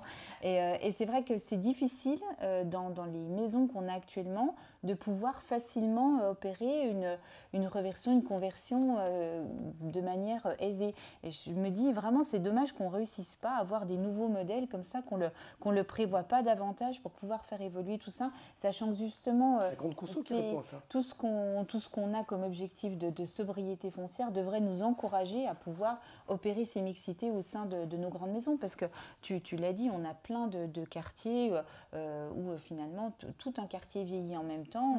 On a des quartiers, un collègue à Miseray me disait, j'ai le quartier des retraités, c'est pas du tout méchant, c'est juste une observation, un constat qui est très sympathique au demeurant, mais c'est vrai qu'il y a quand même, c'est dommage quand il n'y a pas eu cette mixité, et même si eux, ils ont beaucoup d'espace, finalement, de l'offrir à un jeune qui aurait besoin d'un logement, à quelqu'un de plus âgé, etc., ça va être difficile à opérer. Donc voilà, je trouve que c'est dommage. Il n'y a pas aussi, dans le cadre de réhabilitation, comment dirais-je, la problématique des normes. Si vous avez un logement que vous voudriez louer, vous avez des normes handicapées, des normes de... Et là, c'est difficile des fois de réhabiliter une maison si vous ne correspondez pas aux normes de location. Et donc ça aussi, c'est une difficulté, je pense. Pierre Colnard, vous avez peut-être des éléments de réponse à donner ?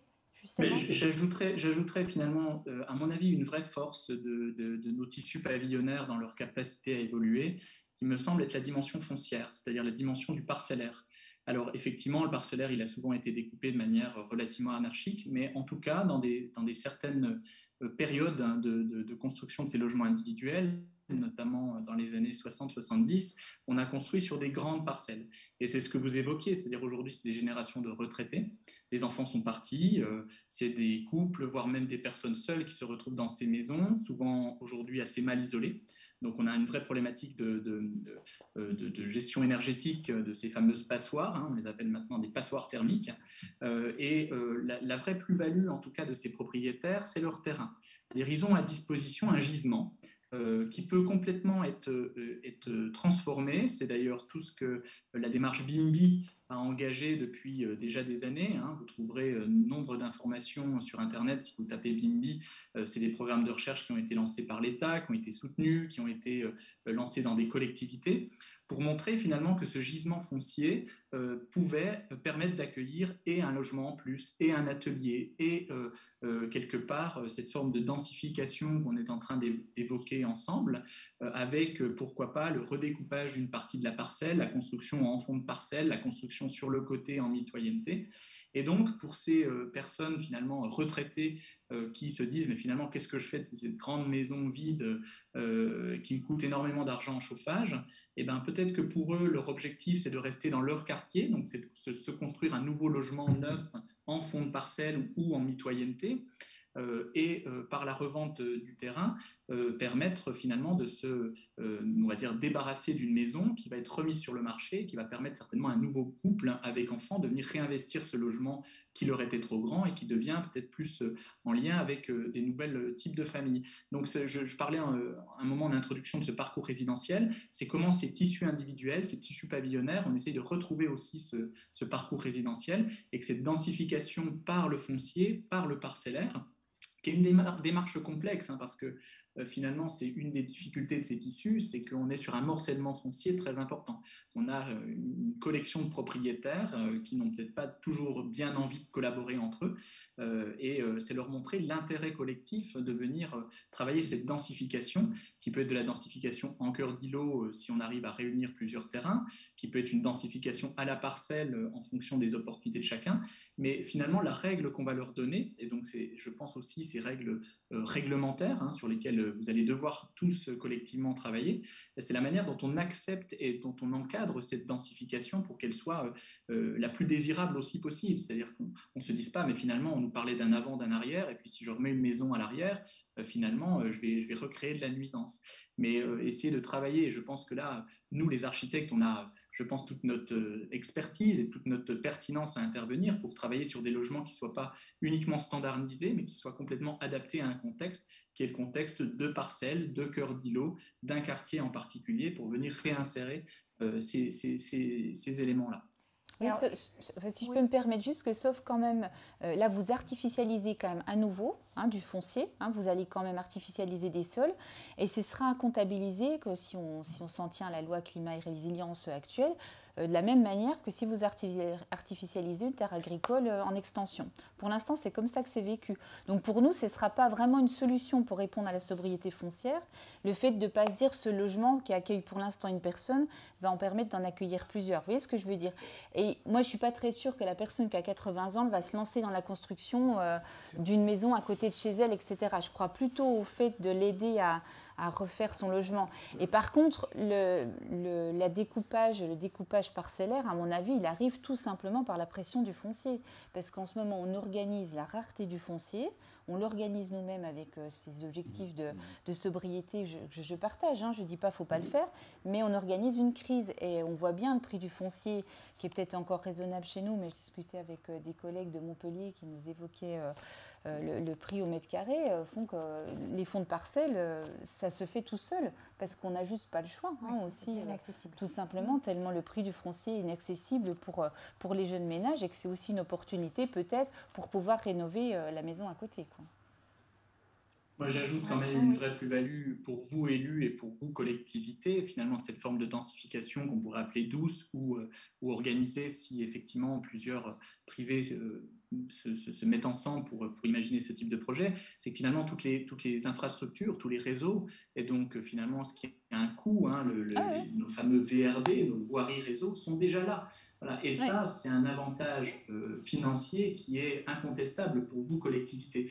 Alors, c'est sûr que pour le particulier, il va se dire que finalement, ça a peu de sens, mais effectivement, dans le parcours résidentiel, c'est-à-dire que la personne âgée, si elle vend un bout de terrain, elle va peut-être pouvoir permettre de rénover son logement et peut-être d'avoir 2 logements superposés pour elle s'installer en rez-de-chaussée et éventuellement accueillir en location des étudiants au-dessus. Voilà, on est en train de changer de modèle. Ça demande quoi? Ça demande de la pédagogie, ça demande du temps et ça demande aussi d'anticiper ça sur des règles en se disant à quel endroit nous semble intéressant de privilégier cette densification douce, l'encadrer et la porter politiquement.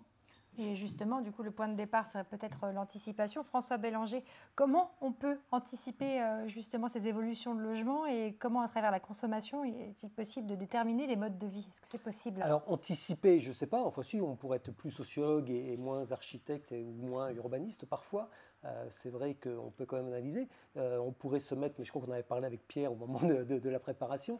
Moi, j'avais dit c'est dommage qu'à cette réunion, il n'y ait pas le patron du Leroy Merlin du coin, ou le patron, alors il n'y a pas d'IKEA dans le coin, mais ces gens-là, en fait, quand ils vous font un casto, mais ils vous font, en fait, non, mais en fait, quand ils vous montrent, parce que je comprends très bien ce que veut dire Pierre, et dans sa position d'architecte, voilà, d'imaginer on va construire et tout, et je vous rejoins, la dame de 80 ans, je ne suis pas sûr qu'elle a envie d'avoir des gamins et des jeunes à côté d'elle, et puis qu'elle a envie de se lancer dans le chantier.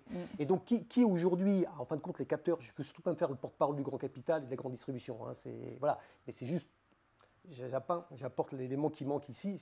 Ces gens-là, ils vous racontent plein de choses. D'abord, ils vous racontent, par exemple, IKEA, ils vous disent, mais aujourd'hui, de toute manière, nous, sur le logement, avant, on avait des typologies qui étaient simples, le cadre, on savait ce qu'il voulait et tout, vous preniez 2 cadres, sauf que maintenant, vous prenez 2 cadres dans un immeuble collectif, même étage, la même femme blonde, le même nombre d'enfants de même âge, ils ont 2 modes de vie différents. Voilà. Donc, qu'est-ce que ça veut dire? C'est qu'on est obligé de remettre à plat la façon dont l'habitat est investi. Et donc, il décompose par l'enfant qui part, qui va s'acheter au début un meuble, ensuite il va se mettre avec sa copine ou son copain, après il y a le premier enfant. Donc, ils ont redécomposé, si vous voulez, beaucoup plus par la sociologie et des modes de consommation, si vous voulez, qu'à la limite par du bâti. Quand Leroy Merlin vous explique très bien que le jardin c'est la 5e pièce, donc ils ont des typologies, des langages qui sont d'une richesse absolument exceptionnelle. Je vous assure, quand vous les écoutez, faites-les intervenir si vous pouvez les inviter à une autre émission, mais c'est des gens qui sont géniaux. Parce qu'en fin de compte, et c'est le patron de la chambre syndicale du bricolage qui m'avait dit ça, je lui dis, mais le bricolage, je faisais un bouquin sur l'habitat il y a une vingtaine d'années, et puis je dis, le bricolage, ça marche bien. Il me fait, mais non, arrêtez François. Je veux dire, sur 100 bricoleurs, il y a 90% de bricoraleurs, quoi. C'est juste le mec, sa femme, ça fait 15 jours qu'il a sur le dos, il n'a pas de choix, donc il va bricoler. Et les femmes qui bricolent, c'est juste que le mari a décidé d'être une moule, il ne va pas bouger, donc elle décide d'aller, et donc Leroy Merlin dit ensuite, oui, les femmes elles ont le bricolage.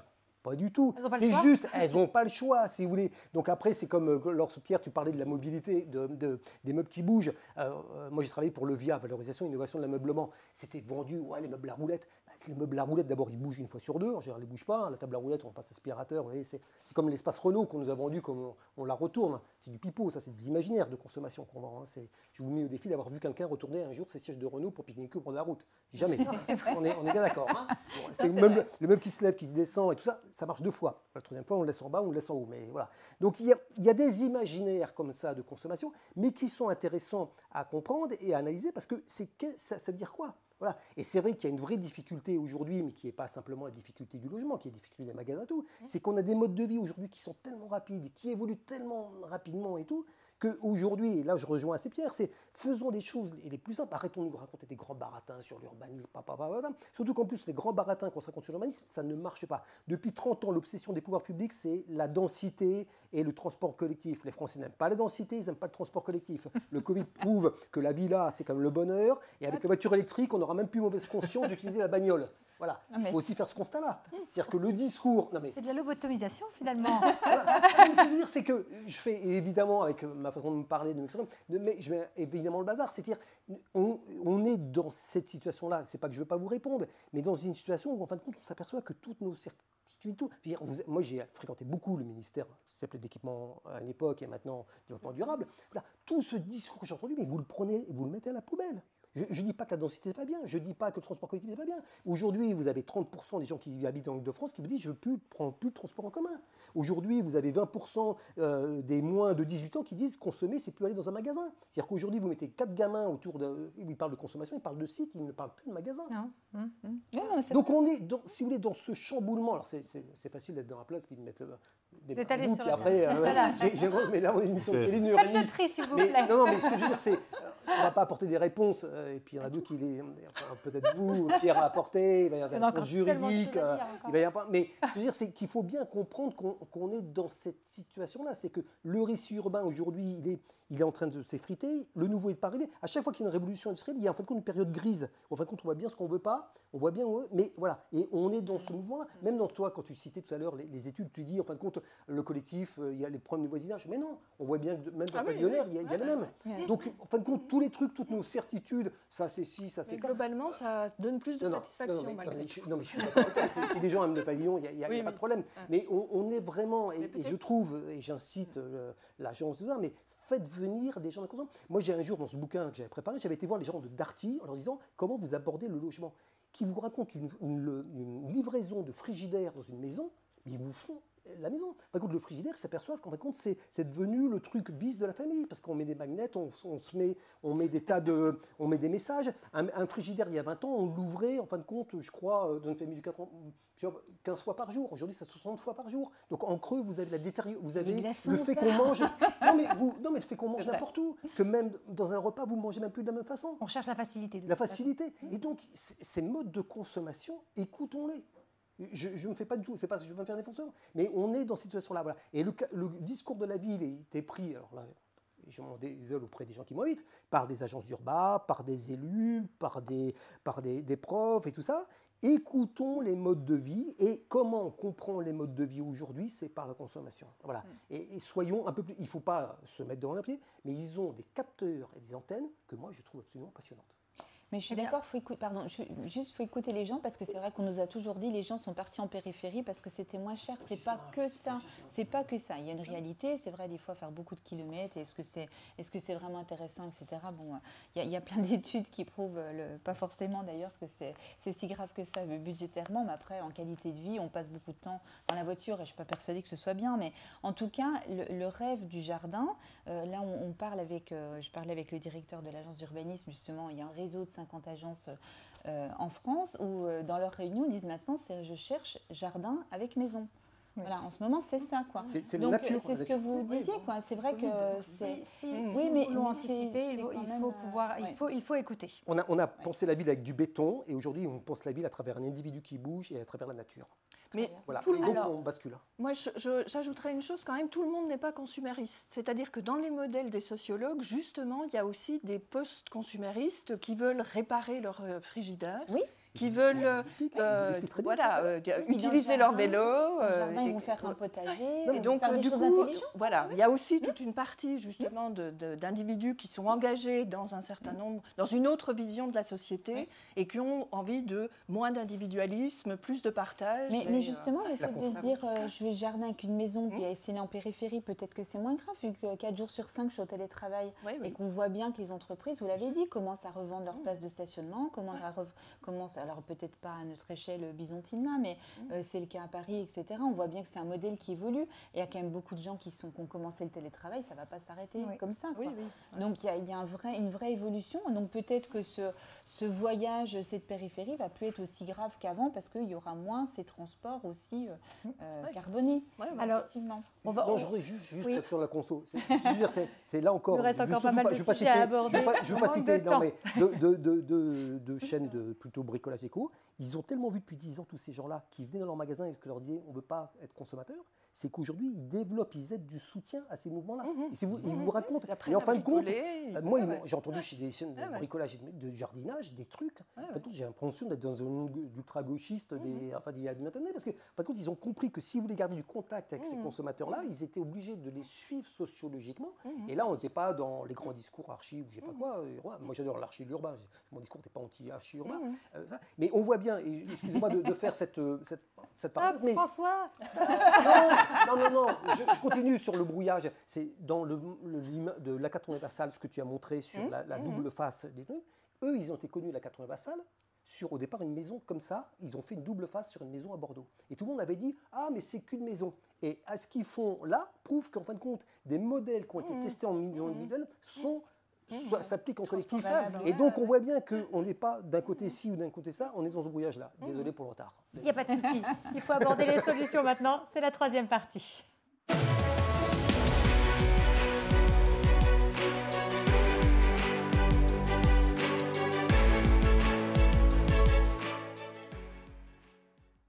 Voilà, c'est un sujet qui passionne et qui donne envie de parler. On pourrait débattre encore des heures et des heures. Nous passons donc à cette troisième partie, cette troisième et dernière partie d'émission où nous aborderons donc les solutions et alternatives concernant la gestion du foncier et montrer que le changement du modèle est possible par la gestion du foncier. Donc notre sixième invité, Romain Thomé, qui est en duplex, je le rappelle, avocat associé au cabinet Coudray, spécialiste en droit de l'expropriation et droit de l'immobilier. Donc nous avons parlé, Thomas, la semaine dernière des incidences de la perte de biodiversité sur notre cadre de vie. Alors comment construire une stratégie foncière pour limiter la consommation des espaces naturels, agricoles et forestiers?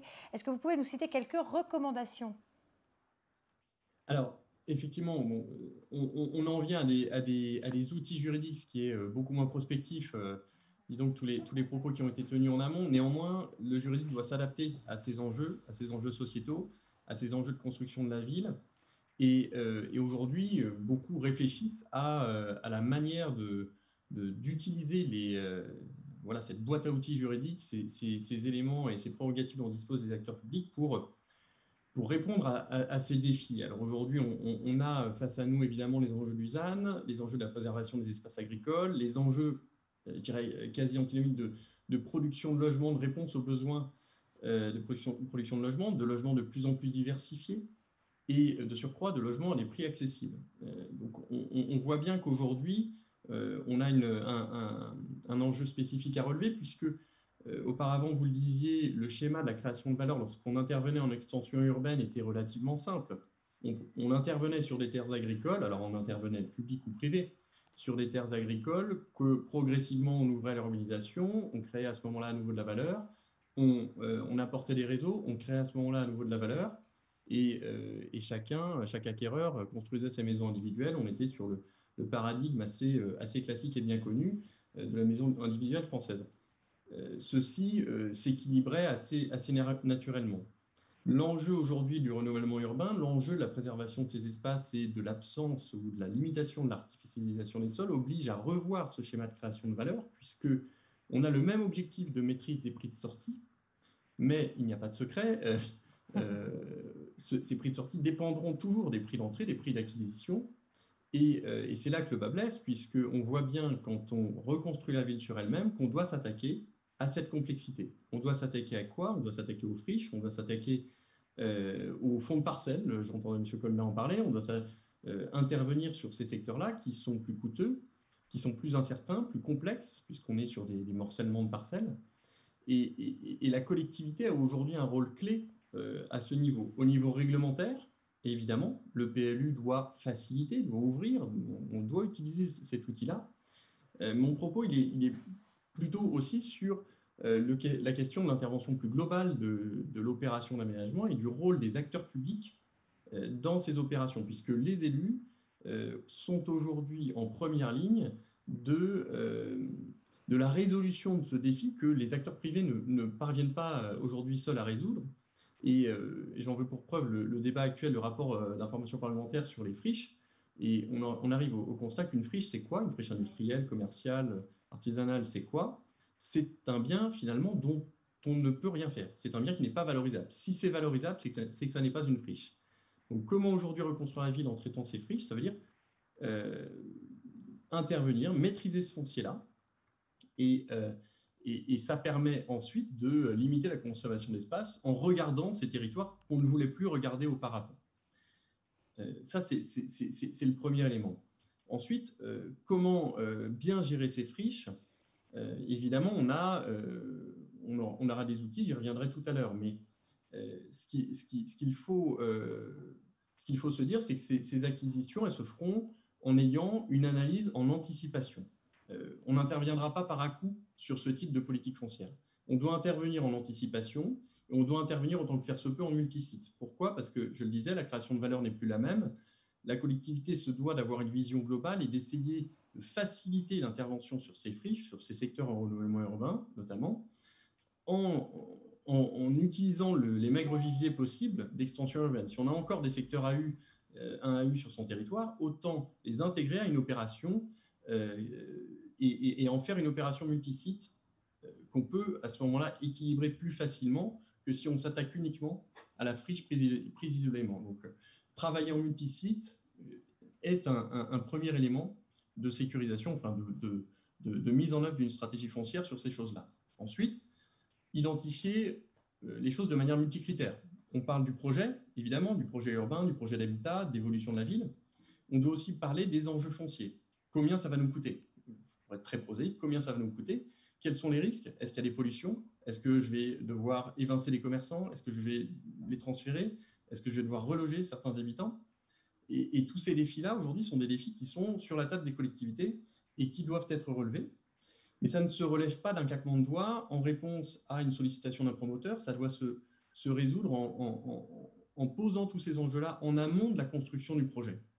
Et puisqu'on a justement la possibilité d'intervenir en multisite, on peut faire la synthèse de tous ces enjeux en amont, en mettant autour de la table les urbanistes, les architectes, les financiers, les juristes aussi, évidemment, pour essayer le plus en amont possible de synthétiser ces enjeux et de définir les contours d'un projet qui soit cohérent et équilibrable, si je peux me permettre, financièrement. Alors, sur cet enjeu-là, ça ne se fait pas d'un claquement de doigts, hein, puisqu'on parle de stratégie. La stratégie foncière, ça met 15 à 20 ans à se construire et ça met quasiment une mutation à se détruire. Je vais être un peu caricatural, mais si on laisse une opération se faire à un prix complètement exorbitant, on pourra mettre à mal une stratégie foncière et une maîtrise des valeurs foncières d'un territoire qu'on aura laissé faire qu'on aura construite pendant 2 ou 3 mandats. Et j'en veux pour preuve, je vais partir un peu cap à l'ouest, hein, un territoire que je connais bien, mais effectivement, si on regarde les valeurs des secteurs 1AU, à Rennes, qui est une ville à 1h27 de Paris en TGV, bon, on est à 4 € du mètre carré. Si on va à Saint-Brieuc, on est à 25 € du mètre carré, à Brest à 28, et si on va à Vannes, on est à 80 € du mètre carré.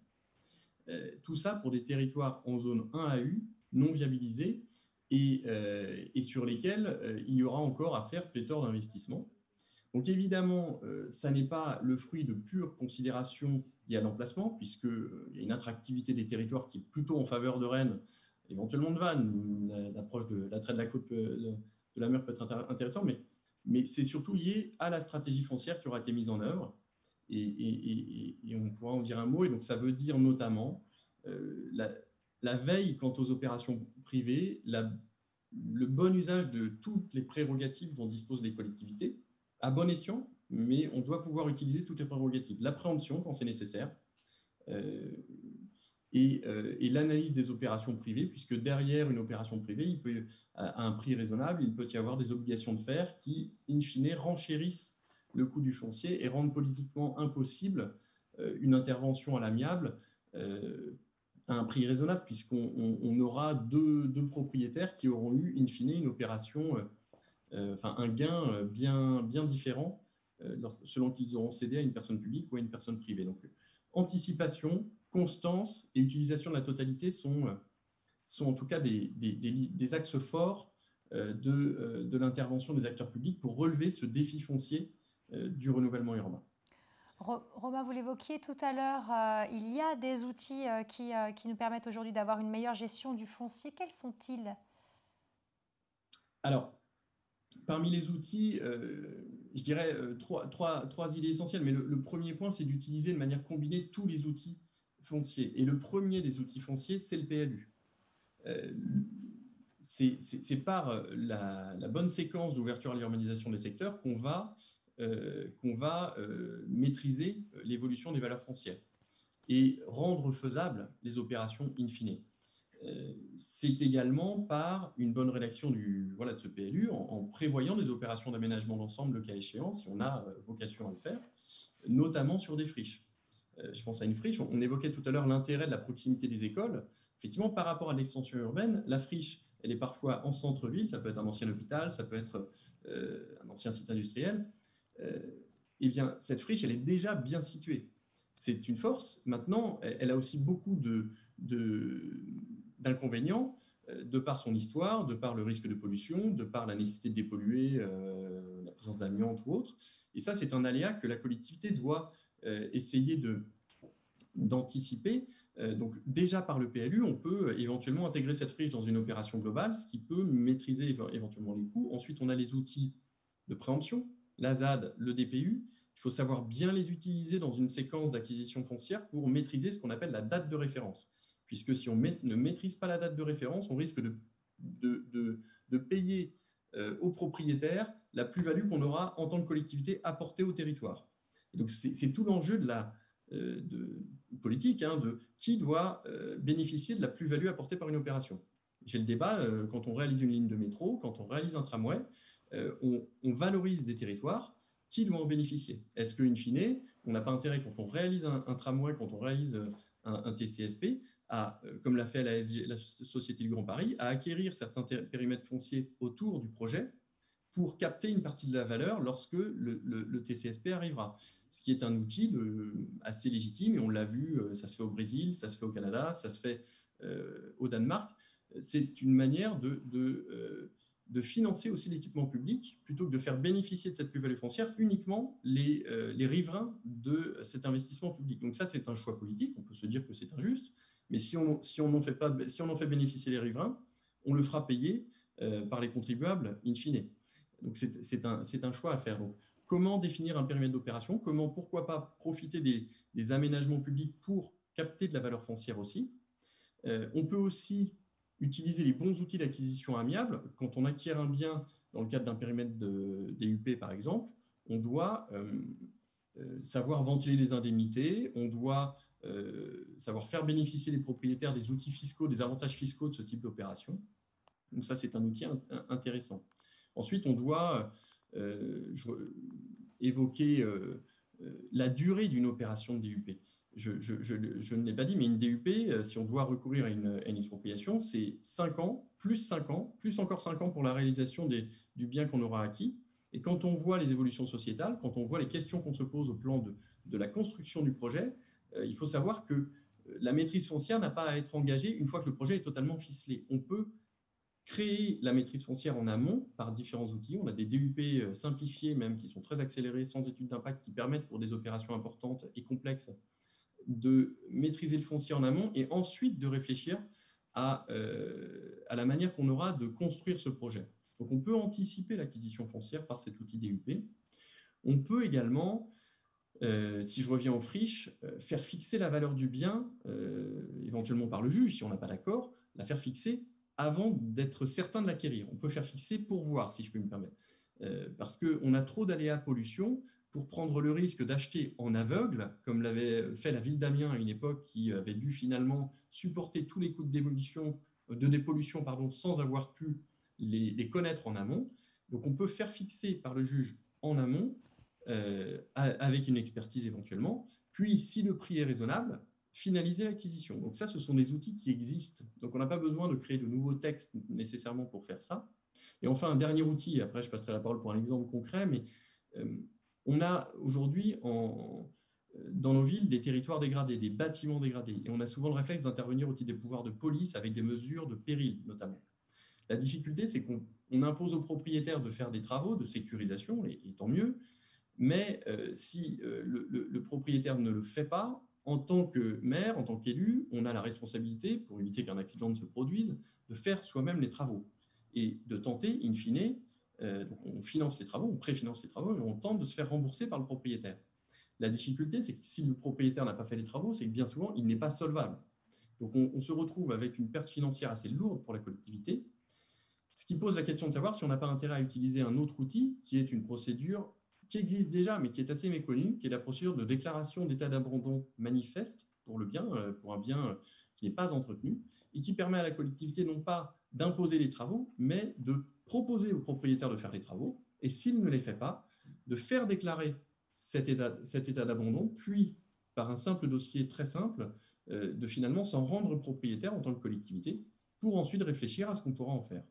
Et ça, c'est un outil qui existe, qui est de plus en plus mis en œuvre en alternative à la procédure de péril, parce qu'en réalité, elle expose la collectivité à un moindre risque financier. Donc ça, c'est un outil intéressant qui peut être mis en œuvre par vos collectivités. On a évidemment les procédures aussi de biens vacants et sans maître, ou le recours, on en dira peut-être un mot tout à l'heure, de portage par les établissements publics fonciers, qui sont un très bel outil pour répondre aux défis de la reconstruction des villes sur elles-mêmes. Merci beaucoup Romain Thomé. Catherine Vartelet, je rappelle, vous êtes maire de la commune de Pelouzet. Est-ce que vous voulez vous exprimer sur ce sujet, peut-être des exemples? Alors, plus que l'exemple, finalement, c'est les propos dont me font penser qu'en tant que maire de Pelouzet, c'est vrai que j'ai géré une situation comme ça avec un arrêté en péril, avec la gestion des frais. Puis finalement, derrière, on trouve une succession très compliquée. Donc finalement, c'est la commune qui a absolument tout payé. Donc comme on passe par une expropriation, le terrain est surévalué pour être sûr que ça ne pose pas de problème. Et c'est un petit terrain qui va nous servir pour faire une opération très digne. C'est très bien, c'est de l'accessibilité mais qui est très très cher, quoi. Donc effectivement, mais on n'avait pas le choix parce qu'on n'aurait pas pu même passer par le côté état d'abandon, parce que vraiment c'est une maison qui a pris feu et qui risquait de s'écrouler, donc on n'avait pas le choix. Mais en tout cas, on imagine bien le maire de la petite commune. Il ne peut pas mettre en place ce que dit monsieur, ce que vous expliquez très bien, mais tout seul, ce n'est pas possible à l'échelle d'une commune d'avoir cette vision stratégique, etc., sans avoir un appui. On a besoin d'ingénierie pour faire tout ça. Donc je trouve vraiment que là, on voit l'intérêt justement qu'on travaille en intercommunalité, quelle que soit la strate, mais qu'on ait justement le PCI qui soit à nos côtés pour nous aider, qu'on ait les agences d'urbanisme, qu'on ait, comme vous l'avez dit, le PF pour nous aider à faire cette veille foncière, nous aider pour les acquisitions, qu'on ait des services fonciers pour ça, parce que ces outils, on ne peut pas les connaître et on n'a pas forcément toujours un avocat compétent à côté de nous pour nous l'expliquer. Il faut aller le chercher, voilà, il faut tomber sur la bonne personne. Mais c'est vrai que ça peut être un très bon recours aussi, on le fait aussi, y compris dans nos intercommunalités. Mais on a besoin de cet accompagnement, à la fois pour mettre en place la stratégie, la veille, et puis au moment où on est sur le côté opérationnel, on ne peut pas faire seul. Et je pense que c'est quand même quelque chose qui est assez nouveau, le fait de travailler en intercommunalité, le PLU intercommunal, etc. Ça reste quand même un outil qui est nouveau. Donc c'est vrai, c'est ce qu'on disait, nos outils de planification par rapport à la réactivité qu'il faudrait qu'on ait rapidement, des fois on est un petit peu en décalage, mais en tout cas on a bien mesuré tout ça. Et je trouve qu'on sent qu'on a besoin d'une expertise effectivement importante. Et on n'a pas parlé, mais il y a un autre outil aussi, c'est l'Office foncier solidaire aussi. Je trouve qu'il peut permettre aussi de résoudre les problèmes de foncier, enfin en tout cas atténuer les problématiques de coûts de foncier très élevés qu'on a de plus en plus à gérer. Avant, c'était effectivement peut-être que le côté sud-ouest ou territoire côtier qui était concerné. Maintenant, c'est le cas aussi en Haute-Savoie, c'est le cas aussi pour nous. Et je trouve que l'OFS va peut-être aussi nous aider à pouvoir réguler le prix du marché et avoir des opérations pour les primo-accédants ou même pour des opérations économiques aussi. Hein. Romain Thomé, peut-être un dernier élément de réponse à donner à Madame Barthelet. Alors, tout à fait. Alors déjà, effectivement c'est accessible. Enfin, c'est délicat pour un maire. En début de mandat, on le voit aujourd'hui beaucoup. On rencontre beaucoup d'élus également de petites communes qui relèvent ce défi foncier et qui ont à gérer une dent creuse, un territoire complexe à mener. Ça se fait. On peut accompagner. Effectivement, on a besoin de bureaux d'études aussi sur ces choses-là, mais ça peut se mener, et je pense qu'on a une sensibilité aujourd'hui des élus à ces sujets-là et à ce besoin d'anticiper. Et donc c'est un travail au long cours. Hein. On termine l'acquisition aujourd'hui pour une petite commune de 2000 habitants d'une dent creuse de 6 hectares, de 4 hectares qui restait vacante depuis 15 ans, et qui bloquait l'urbanisation de cette commune. Il a fallu mener les choses progressivement. On a négocié, et je pense que la concertation est toujours possible, même si on a l'impression que c'est fini, mais on peut toujours tenter de négocier avec les propriétaires, tout en maîtrisant le tempo et tout en n'obérant pas l'avenir de la commune, et ce, en ayant des outils fonciers, en utilisant les outils fonciers. Et vous disiez effectivement, vous avez de manière très juste, on a un élément tout à fait nouveau dans le paysage de la production de logements, qui est le BRS, qui est le bail réel solidaire, ou bail réel immobilier locatif, et donc l'OFS qui est son socle en quelque sorte, et qui change finalement le rapport à la propriété. Donc ça rejoint ce que vous disiez tout à l'heure. Aujourd'hui, le paradigme consistant à devenir propriétaire n'est plus aujourd'hui le seul outil. On n'a plus que l'accession à la propriété, on a aussi l'accession à la propriété via ce bail réel solidaire qui est une autre forme de propriété. On n'a plus le sol. En fait, la différence, c'est qu'on va dissocier le sol et le bâti. L'idée générale est de se dire le prix du foncier est tellement élevé qu'on va tenter de l'extraire de la production de valeur et on va ainsi produire du logement sur la base des seuls coûts, du seul équilibre financier de la production du bâti. Et c'est l'OFS qui va porter le foncier durablement et qui va donner à bail à un constructeur bail à long terme et avec une vocation sociale pérenne. Donc c'est très intéressant puisque par rapport à des outils d'accession sociale à la propriété qui gardent un caractère social par le biais de clauses antispéculatives, le BRS est plus durable en quelque sorte, puisque la vocation sociale est pérennisée.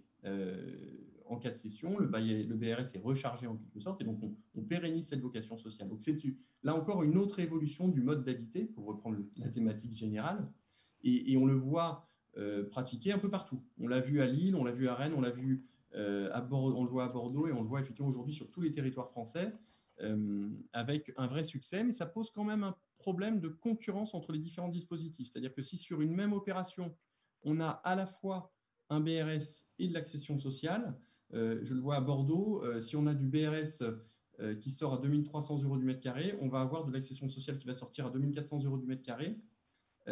Comment expliquer à un propriétaire que finalement, pour 100 € de plus, il aurait été classiquement propriétaire, et finalement, on va lui proposer uniquement l'outil BRS, ce qui en soi n'est pas un outil dévalorisé, loin s'en faut, mais ça nécessite en tout cas un travail de pédagogie, et ça nécessite de réfléchir à la concurrence de ces outils quand on mène une opération d'aménagement. Donc c'est un élément. On avait rédigé un ouvrage sur les baux réels à long terme et sur le BRS au moment du lancement de cet outil. Avec le retour d'expérience, on s'aperçoit qu'il y a quelques erreurs à ne pas commettre dans la programmation du BRS sur une opération pour éviter de pénaliser les autres outils ou au contraire de se pénaliser soi-même. Merci beaucoup Romain Thomé. Donc malheureusement, nous arrivons à la fin de cette émission. On pourrait parler encore pendant des heures, mais on va quand même rester encore quelques minutes pour répondre aux questions de notre public tout de suite avec nos invités. Et merci encore une fois à tous les 6 pour votre intervention et votre dénouement et votre passion aussi. Alors, les premières questions. Alors la première question, tout du moins, Vu le besoin d'intimité, pourquoi urbaniser les communes périphériques avec une densification qui nuit à l'intimité? Qui voudrait se charger de répondre à cette question? C'est pour Pierre, ça. C'est pour Pierre. Ça, c'est pour Pierre, ça. J'ai vu tous Ça, les regards Pierre se tourner sur Pierre, Ouais, Pierre Colna, évidemment. C'est lui qui a lancé le thème. Donc maintenant, il se débrouille avec Oui, ça. non, mais je veux bien tenter d'apporter un début de réponse. Je pense que on est bien là sur un travail d'équilibre dans des territoires. C'est ce besoin d'intimité qu'on évoquait collectivement comme étant peut-être une des notions un petit peu oubliées des dernières années, doit évidemment se conjuguer avec d'autres enjeux que sont la proximité de services, la proximité d'infrastructures, la proximité finalement avec une forme de complémentarité dans ces formes urbaines.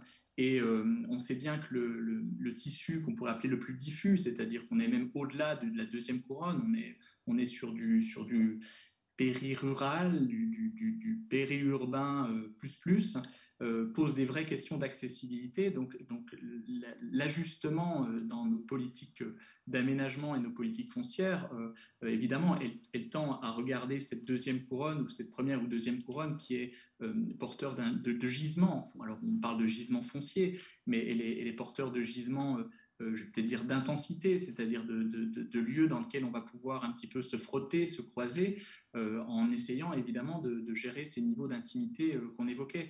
Donc voilà, tout ça est bel et bien une affaire de curseur, de nivellement, mais voilà, soyons conscients que le besoin de densité, je veux dire, c'est même plus un besoin, c'est une forme de nécessité, c'est-à-dire il faut qu'on soit conscient collectivement de cette forme d'obligation pour la qualité de nos territoires. Je pense que vous en avez parlé la semaine dernière sur la biodiversité. Je pense qu'on a des vrais enjeux aujourd'hui de préservation du sol, et notamment du sol agricole, qui doit nous mobiliser à faire la ville autrement. Voilà. Et c'est de faire cette ville autrement en bonne intelligence, qui peut-être a été très, très fortement développé, on va dire, ces dernières années en tissu urbain dense, existant, centre-ville, première couronne, et je pense va nous concentrer très globalement. Moi, c'est ce que j'évoque avec des étudiants en architecture. Je dis que je pense que votre travail, ça va être de régénérer, c'est un mot un petit peu barbare, mais de régénérer les lotissements, c'est-à-dire d'imaginer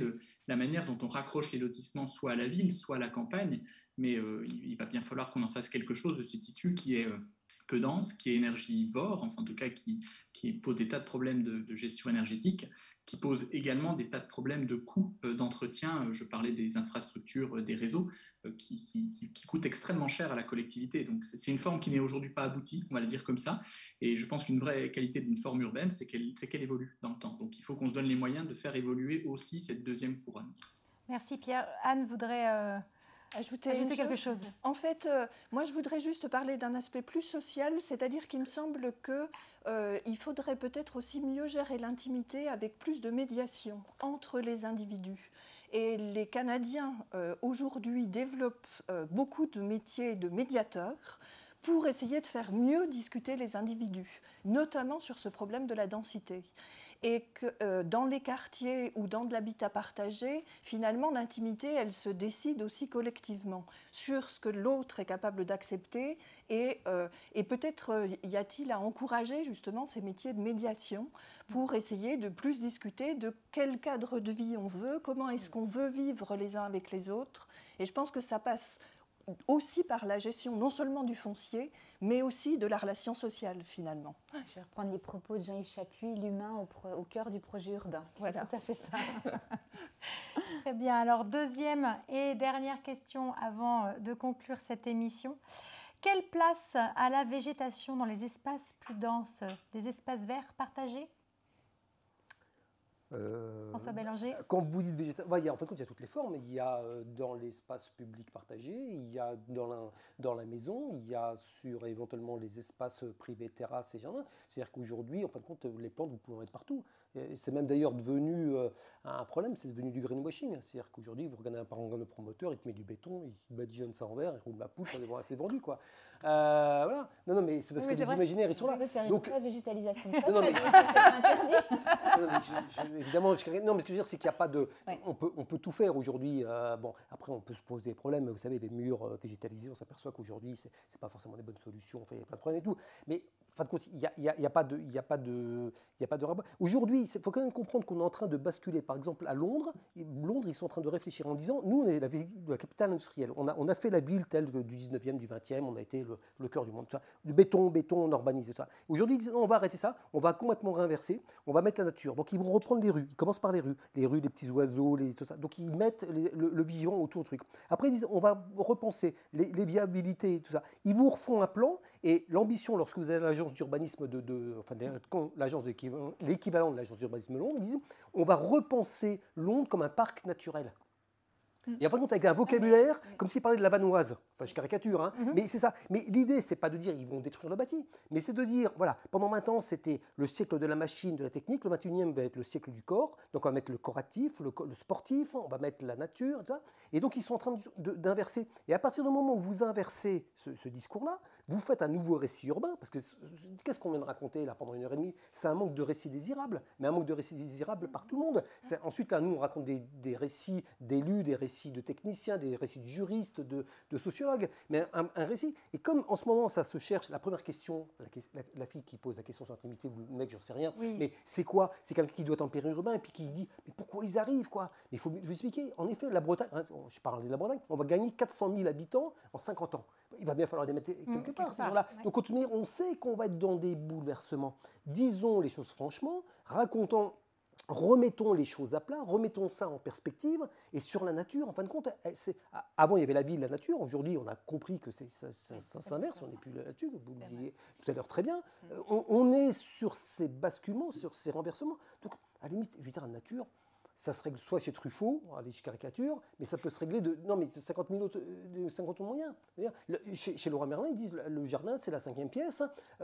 Et sur les notions, même sur la notion de propriété, on voit qu'aujourd'hui, c'est juste une anecdote comme ça, je pense, parce qu'on a parlé tout à l'heure de propriété, mais d'une autre façon. Aujourd'hui, lorsque vous analysez sociologiquement ce que c'est que la propriété, c'est la propriété, mais dans une logique de consommation immédiate. C'est-à-dire, j'achète pour ne pas payer un loyer. Mais je n'achète pas pour 10 ans ou pour 15 ans, je ne fais pas des travaux lourds comme je faisais pour mes parents. Donc même la notion de « je suis propriétaire de mon logement », ça ne recouvre même pas les mêmes récits qu'il y a 10 ans. Parce qu'aujourd'hui, avec les divorces, les mutations professionnelles, je peux acheter, je sais peut-être que j'achète pour 4 ans. Mais au moins, je pourrais revendre éventuellement et je n'aurais pas donné mon argent. Donc on est dans ce bouleversement-là. On est loin de la nature, mais bon, je voulais... Comme ça, voilà, on a pu... Dans le cadre du bouleversement, je pense que nous, communes qui sommes de première périphérie, on doit déjà repenser la régénération de nos lotissements. Ouais. Comment ? Avec qui ? Quels outils ? Et ceux qui sont dans la deuxième couronne vont devoir se pencher sérieusement comment ils vont l'organiser. Ouais. Voilà, ce sont les enjeux, c'est ce que disait. C'est vrai. Voilà. La campagne aujourd'hui, c'est le non pensé. Il y a un architecte connu, Rem Koolhaas, qui a fait tout un travail sur la campagne. Il s'est dit, en fin de compte, la campagne, c'est devenu le déversoir de l'urbain depuis 20 ans, 30 ans. Voilà. Et puis là, on s'aperçoit que ça commence à piquer, puis qu'il va peut-être falloir commencer à organiser ça pour éviter les phénomènes de backyard, pas chez moi, et puis d'agressivité, de problèmes de manque de coordination. C'est peut-être aussi justement réintroduire l'agriculture dans le monde urbain. Dans les deux, dans les deux sens. Voilà. Avant, on avait deux mondes, et maintenant, il faut bien faire de la projet au Grand Besançon, donc un projet d'identification d'un quartier prioritaire avec une ferme urbaine. Voilà. Et ça qu'on voit bien que c'est des nouvelles formes qui vont arriver. Et je crois que quasiment dans toutes les équipes municipales, dans toutes les professions de foi qu'on a pu voir l'année dernière, que ce soit petite ou grande commune, on a tous mis qu'on voulait replanter des arbres.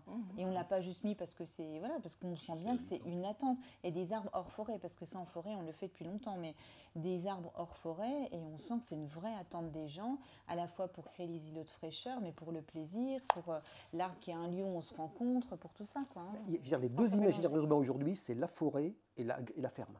Vous imaginez ce basculement. La forêt, évidemment, quand on ne veut pas de forêt, on veut de l'ombre, comme vous dites très bien. Et si on la ferme, ce n'est pas du tout pour manger les carottes, on s'en fout. C'est juste pour montrer que quand on a passé 8 heures sur un écran, on est quand même capable de mettre les mains dans la glaise. Donc, ce n'est pas du tout une histoire d'auto-subsistance, c'est pas ça. Mais c'est juste de montrer qu'on n'est pas complètement lobotomisé par Internet et tout, qu'on est capable d'aller se frotter avec les réalités. Voilà. Mais du coup, c'est aussi l'habitat partagé pour renouveler cette idée d'accès à la propriété, pour modifier.